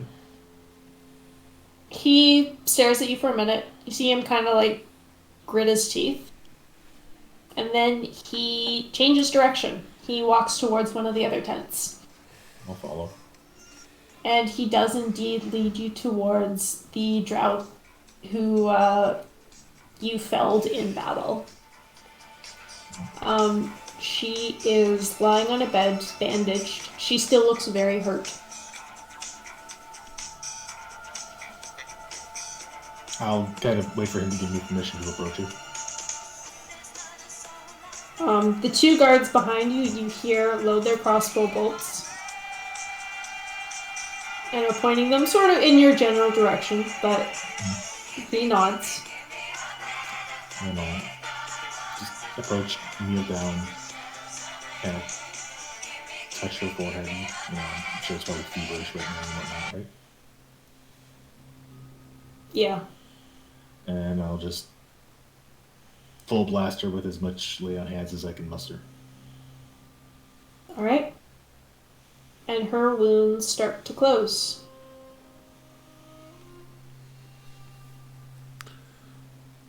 And you hear a very light gasp from one of the drow standing behind you. How much are you able to drop? If I use my racial as well, I can drop 42. Since we're going in the morning, there's no point in saving it. Also, if she's diseased at all, I'll use 5 cure any latent diseases, so she'll Um, have like 7. Yeah, she does not, as far as you can tell. When you look back up from healing her, the drow, the male drow, is staring at you. He points at you and says, Ibrandul? Paladin.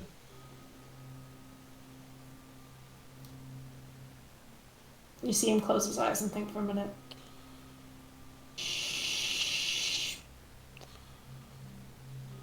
Shar. And I point up at the ceiling. Watcher.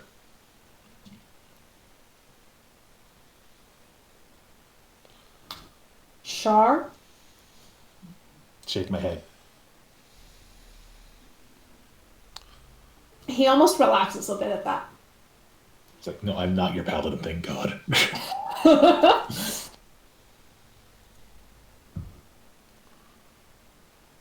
But we do know who her cleric Mm-hmm. is. I mean, we don't. No, we don't. Yeah, but out of Well, character. no, we knew at one point and we forgot. Yeah. He nods at you and says something to you that you don't understand. I'll try to That's remember not- the word. Mhm. Is it in Elvish? Yes. Okay, I'll try to remember the word and then I'll ask Monster Fire what the word is after. Okay. And he leads you back to the tent with everybody else. You see that there is a drow woman who is sitting on the ground with everybody else in there.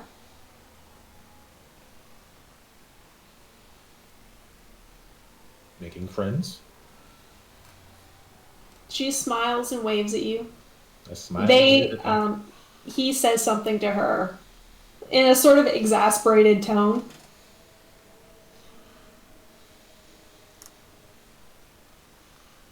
And then nods at you, Camille, and walks away.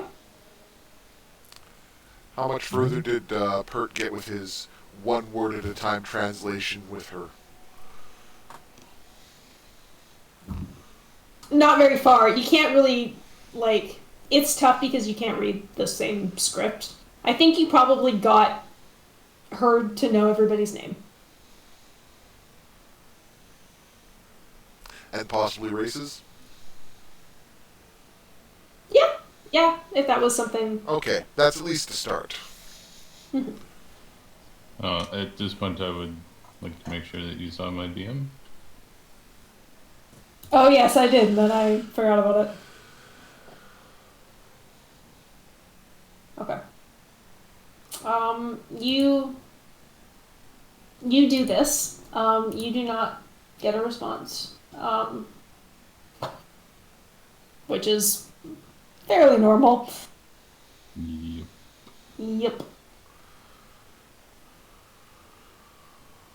And when I get back inside, I'll just sit down with everyone and, well,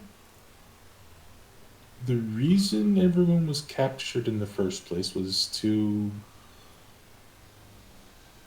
act as canaries in a coal mine for them to find a back entrance to a rival city's cavern complex, I guess. If we do this for them, they will let us go and let us find Moss, who's not here. The reason your friend was separated is because he speaks Elvish and was trying to communicate with their caster. It's not a cleric. Perch. Yeah, you don't speak Elvish. Why did you go? Because no one else was. I was about to, and you jumped. Camille, you get the sense that he sort of was giving you the options because Malir spoke common. It wasn't just you and him. Because we speak the same language? I don't know. Pert, the Celise, the woman that you've been talking to, she points toward, like, sort of out the tent as to sort of gesture to the guy who came and left. And she writes something on the ground, and she says, Isai. And Pert will repeat the motion and say, Isai. Isai.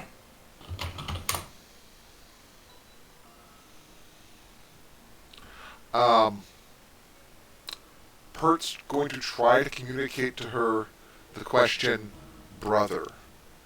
But is there any two people in the room that look similar enough for me to go, these are brothers? Is he your brother? The two dwarves do. Okay.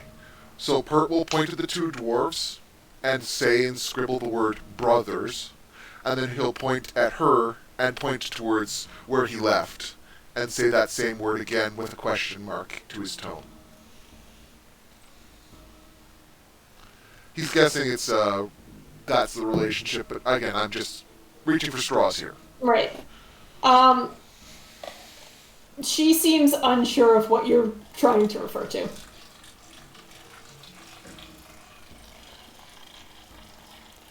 Pert apes the motions of an old man walking with a cane versus a baby crawling along, and then says the word brothers again. Older, younger, brothers. She's probably just getting more confused, but he tries it. I'm getting confused. She's so confused. Oh well, Pert tried. Pert, draw a family tree. Pert will try that suggestion. Putting, basically waving off the other things he did before, and then drawing a tree and putting his parents, and then a branch down, his sister and him, and then a branch up and his grandparents. And he'll see if she gets the point at that point. I can do a charisma, but it's not going to be great. She looks at this for a while and then sort of shakes her head and shrugs her shoulders.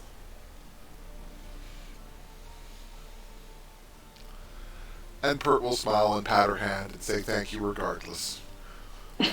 It's he doesn't have his book to be writing these down, but he's trying to lock them away in his memory anyways. So he has like a -40 at speaking drow. Yeah, basically. Slowly learning Undercommon. I asked Amalus or Fire what that word that he said to me was. It was thank you. Okay.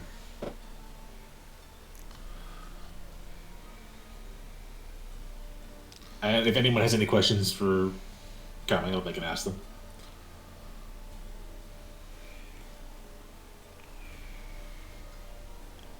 So, can we leave now? In the morning. Morning. Air quotes. Zoe Misty steps out of the remaining chain.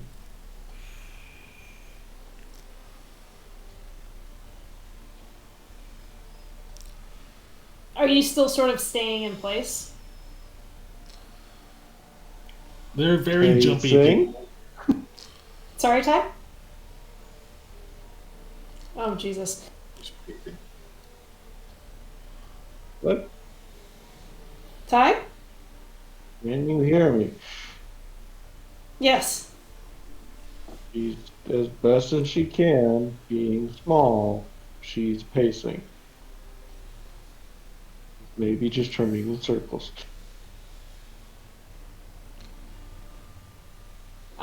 Yeah, there's enough space for like maybe one step in either direction if everybody kind of shies away from you. I kind of motion at the drow woman and I point at Zoe and kind of gesture that tent and like that shudder scared, like I does do well in confined spaces kind of thing, and point to Zoe outside. It's great in confined spaces when it's her choice. That's why I'm trying to get you to go outside so you have like a choice. She looks at Zoe, who is definitely like not doing well. She stands up and goes out and talks to the people outside. While she's outside, Pert tries to use the bolt head to unlock Rincewind's chains. Disadvantage to these tools? Sure. Wait, what am I saying? A bolt head's not going to be sharp enough. Why wouldn't it be? It goes into your flesh. I like a sharp enough angle. Oh, okay. So it's a 4-point, not a 2-point? Yeah. Then Pert will spend his time instead trying to flatten it. All right. Or even just breaking one of the 4 points off. Either way. And he'll hide it again before they come back in.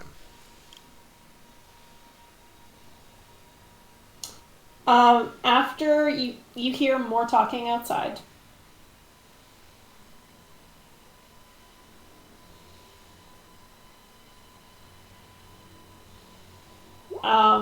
Nope, don't notice Pert doing stuff. Nope. The woman, Celise, pops her head back in and motions to Zoe, like come here.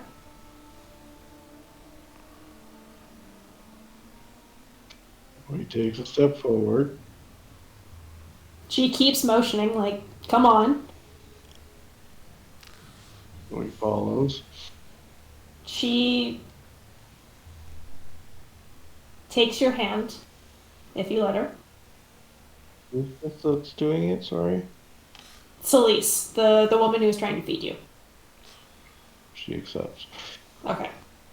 And she leads you basically to the back side of the outside of the tent, where you see Melis, who is... he's got, like, chains wrapped around sort of his...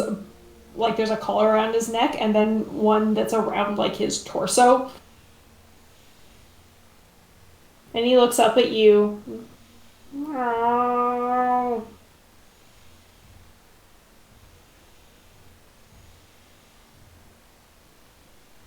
Poor kitty.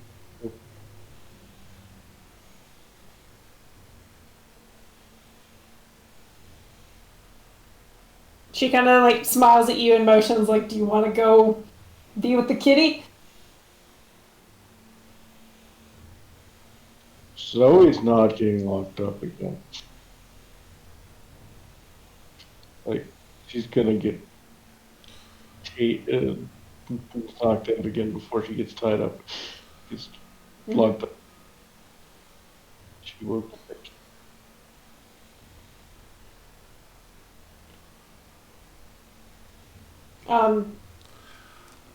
I'm guessing we lost Ty there. He just got a little bit. Hell. Zoe tie. After a while, she sort of realizes that she misjudged. Well, actually, make an insight check.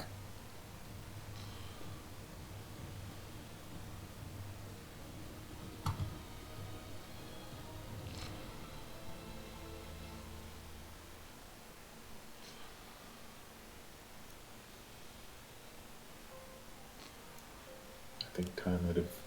Tie. Oh, there we go. She seems thoughtful for a minute, and you get the sense that she realizes she misjudged what the problem was. And takes your hand again to lead you back in. And says something to the drow that are standing outside.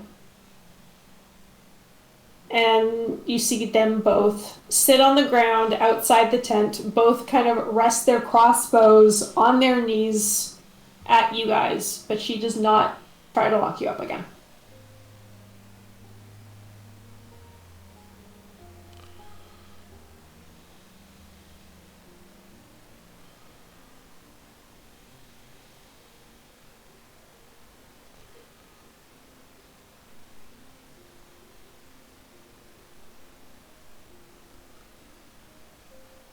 And she Sorry, smiles kind of.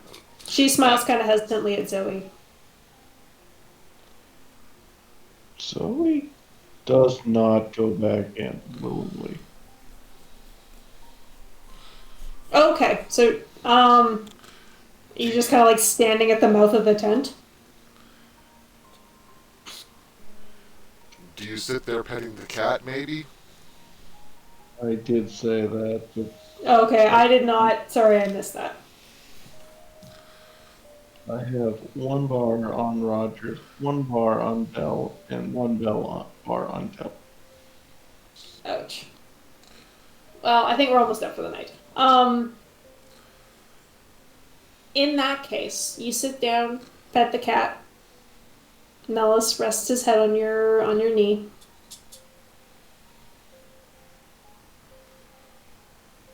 And she waves over a third drow.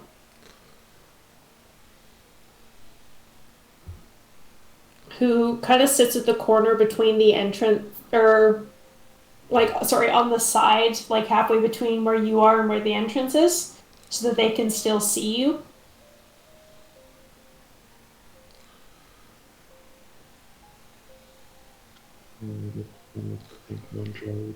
Zoe.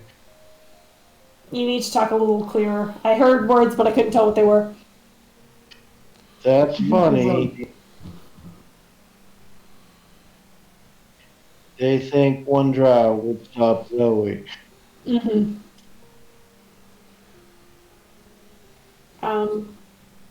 In that case, Zoe, since you are outside and you have dark vision, you see from another,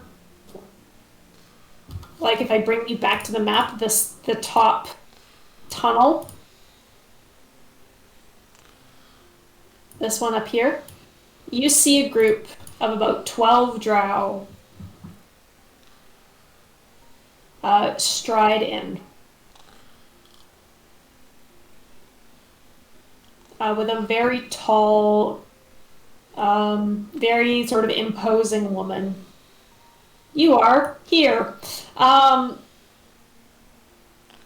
very tall, very imposing drow woman with much lighter skin at the front.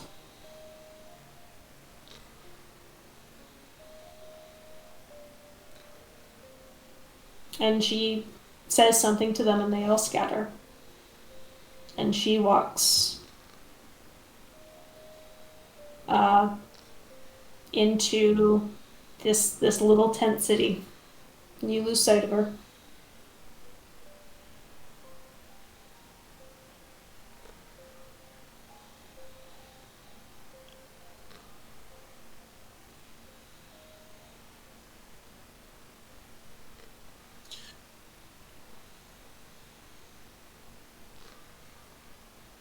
Can I ask? Mm-hmm. So Kamal relays all the information that Yeah. the meeting meant? Yes. And if you had any further questions, he would answer them. Yeah, what if we don't do it? Then they'll probably kill us all and keep hostages here until then. Well, they can fucking try. I'm not doing that. Fire, Yes? we need to do this. No, So I'm save not. them. I'm not gonna step in the war of some people that I don't know. If they can, they can talk. They can figure out other ways around. Then maybe we can try to do that too. But right now, this is the best option we had to try to get people out of here alive. I'm not doing it. Then stay here. Fine. Maybe we'll talk and find a better solution when you kill yourself outside.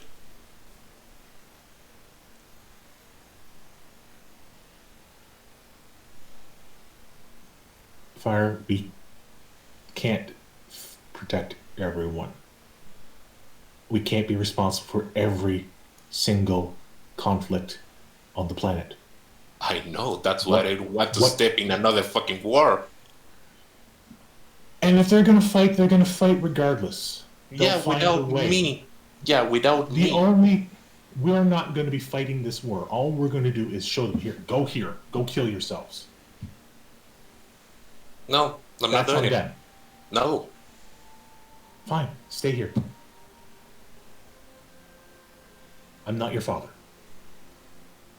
Surely act like one. I did the best I could to try to get my friends and these innocent people out of here alive. You don't like it. I'm sorry. But no one else was acting. I was speaking and you step in the middle. You, the player, weren't saying anything. They were waiting for someone to go forward, and they said not Elvish. Well, fire sets up. Then if you want to go speak to him and try to find another solution, be my guest. Fine.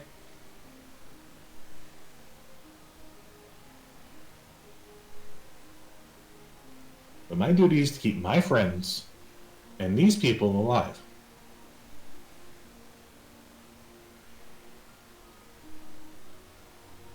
I'm sorry you disagree with me.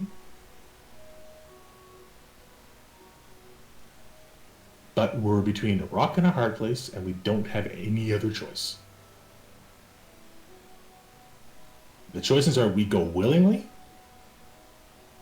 in full arms and armor and a chance of survival, as they use us to basically as canaries in a coal mine. You know what happened to canaries in a coal mine? Yes, I know exactly what happens to canaries in a coal mine. And Yeah, I we're don't slightly feel like- tougher canaries than the others. I don't feel like it's a strong idea, and I don't feel this is the only solution. Then go out that door and go talk to that drought right now. As soon as I can.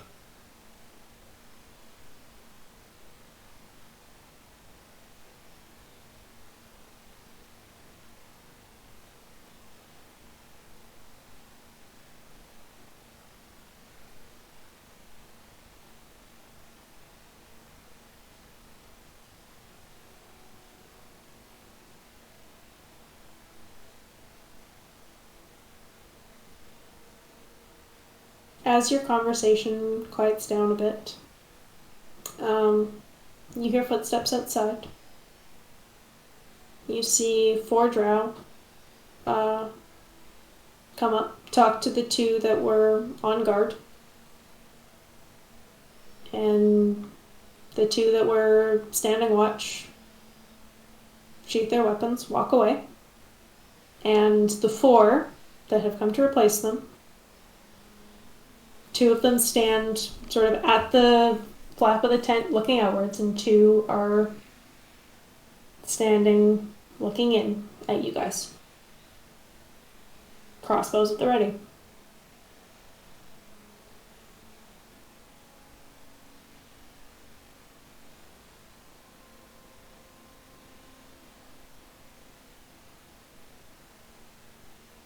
Sorry, they just enter with crossbow pointed at us and nothing else? No, they are standing outside the tent. They are your new guards. They have relieved the old ones. Okay, okay.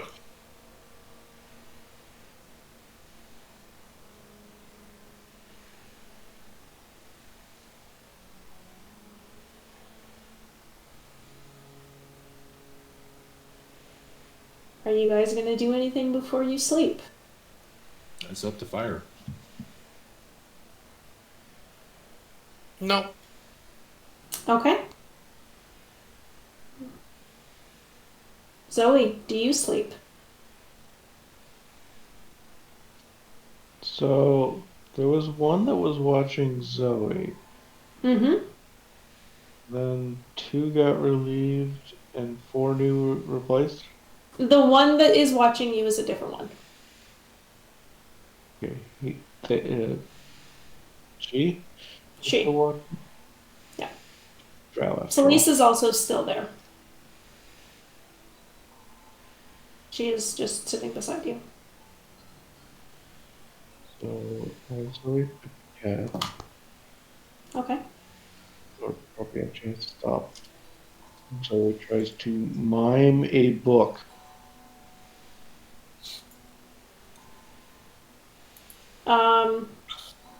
She kind of smiles sadly and shakes her head no.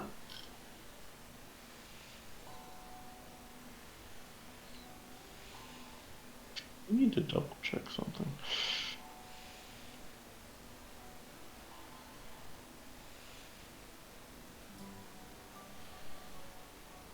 Oh, is it that you can summon your book from anywhere? That is true, but that wasn't what I was looking for at the very moment.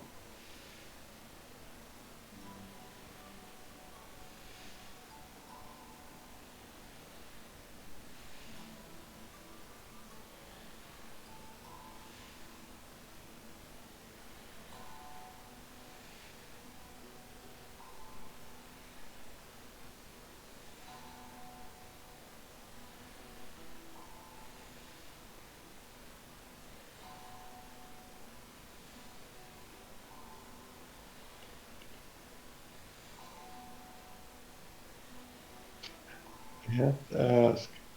So I Mhm. looked at our scribe, and it does not say you have to know the same language. It doesn't.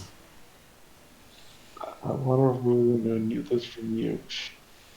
Can you? Oh, it's right here. I'm guessing. Here's the message, and the mind isn't.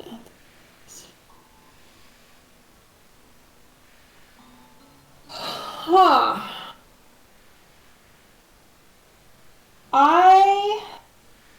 Let me look at sending for a second, because this is basically are based on the sending spell. Correct. Sending.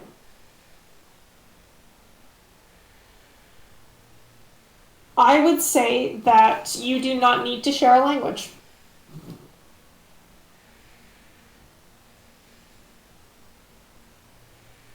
So Zoe is now trying to describe using hand gestures and lack of language that she needs to speak with a person that I cannot think of the name. Isai?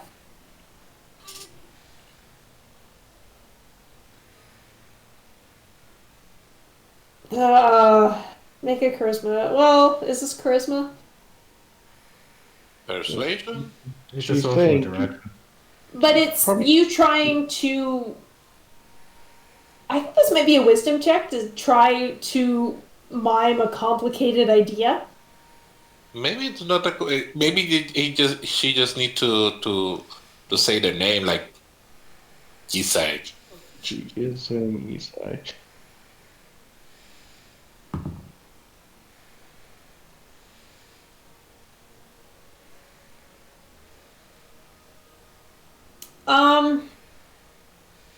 She seems unsure.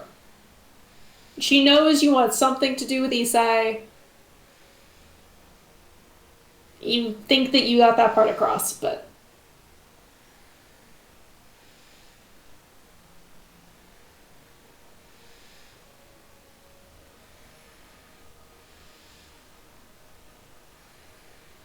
I just corrected it. To be better.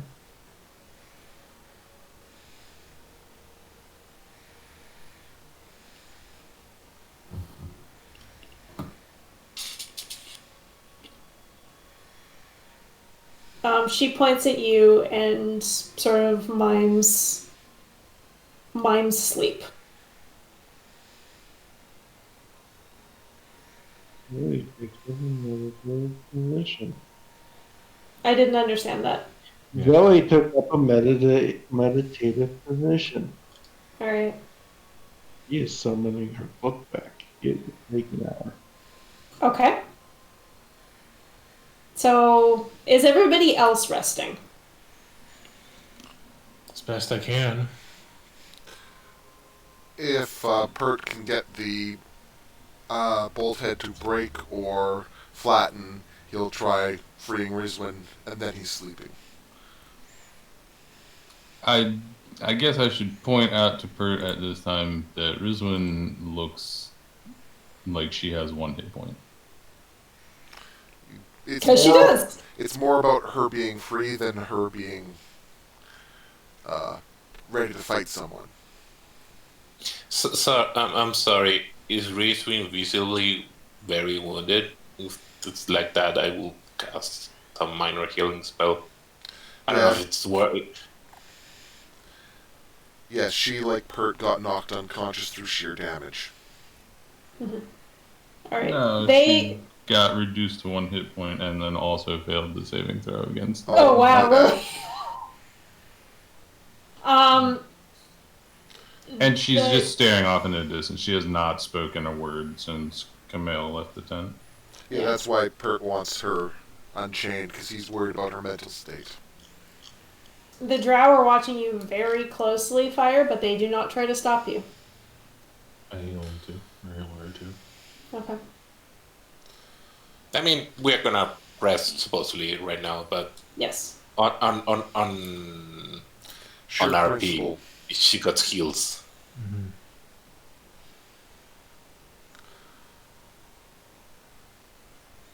All right. But yes, if you want to call that where we go to sleep, I understand. Okay. All right. Yeah, I don't think Pert can do enough damage to this bolt head to make it a tool viable to escape manacles. At least not in this short period of time, I getcha. Yeah. It's not like he can pick up the manacles he took off and use them to flatten it without getting the guards a lot of attention. Mm-hmm. All right. So those in the tent start to drift off into an uneasy rest. Zoe, you spend an hour to summon your book. Are you trying to hide this?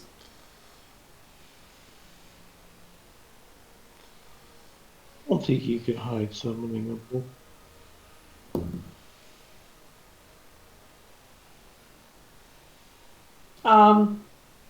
Both Celise and the guard notice. The guard raises her crossbow a little higher. Celise kind of motions to her to wait.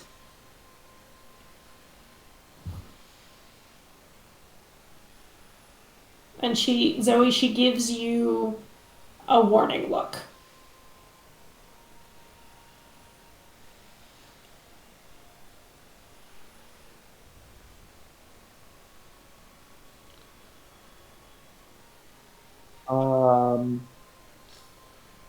Well, yeah, the it doesn't have to be, how to be. Ty, I can't understand you. You're muffled. I don't know what to do then. I mean, she doesn't try to take the book from you, but If the book was summoned, she Mhm. to the page, removes Fire's name, makes a motion of like writing, and points Mhm. to it. Celise points to herself with a quizzical look, and then stops and says, Isai. Makes the motion of writing down Isai in the book, points to her, points to it, points to her, points. Reaches forward to try and take Isai's hand if she can. She makes Eastside the is the writing male. stuff, or not. Yeah, Sorry, Celise. Elise. Mm-hmm. Write it down.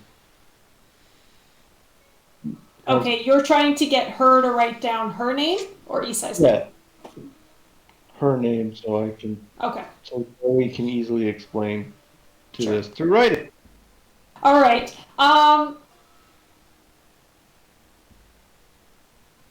Make me a charisma check. It's the way everybody loves. Maybe she should know what people fire made him to say.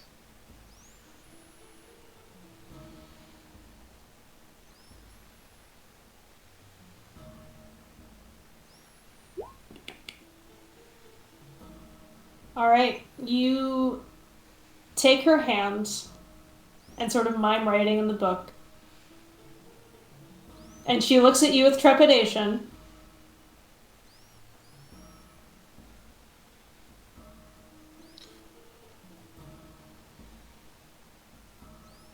And then pauses and is like trying to find something to write with.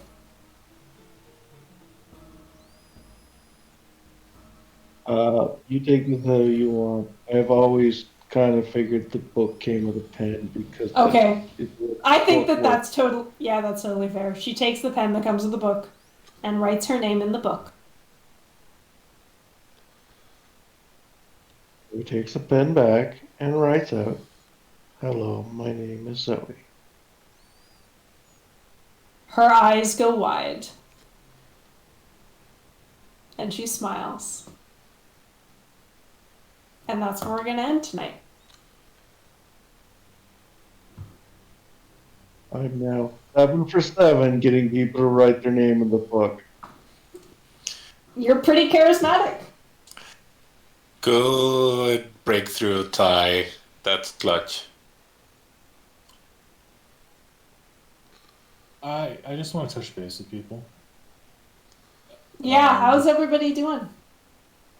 With the interaction with Rizwin, if I, the player, said shut up, I didn't mean to use the words shut up. Kamiel would have learned through his conversations with Rizwin that he would use gentle language in that. That was just a bunch of people over talking. And I apologize if that's what I said. Yeah, if you don't mind me saying something, Kathanid, like, I know I also have a lot of things that need to improve, but if you can let other people say the thing, have a pause, like, the character can do immediate reaction, but we as a player can let the other one speak, because the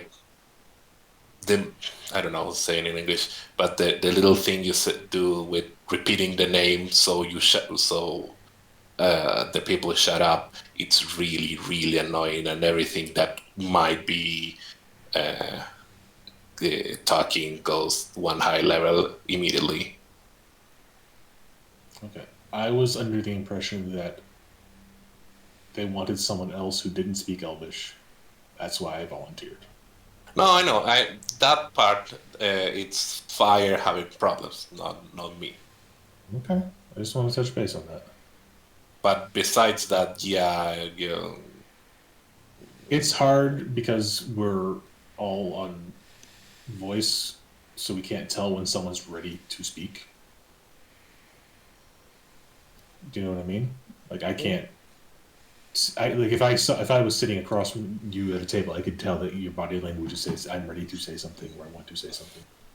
yeah, but it's not that. It's not the interrupting. The precise moment when one is talking is the how to say. I trying to not putting more on it that is actually is. So take that grain of sanity, but it's like have the other people have their thing. I know Kamel thinks this is the impression that he gives, that he thinks he's always right. And maybe that's how the character is, but that doesn't always come nice when we all want to play. I understand. He doesn't. I wouldn't say he thinks he's always right. He just saw the opportunity and took it because he wants to get his friends and these people out of here safely. Yeah, I understand. Okay. And I understand. And I'm not saying like that's absolutely true for this encounter, but in general, I think I could be wrong. I don't know if the rest of been think the same. That that will if we can solve this, it could ease a lot of uh, player to player tension. Well then, everyone has.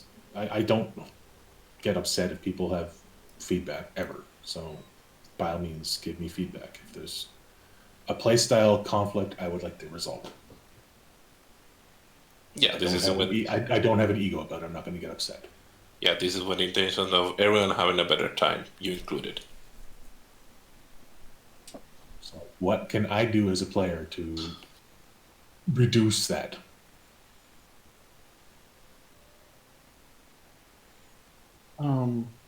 Colostra, was it you wanting to have a moment in Spotlight? for lack of a better. You asking me? Yes, was that the problem that you were having? Because it does seem like it was something you wanted to do, and then because of the jumble of conversation,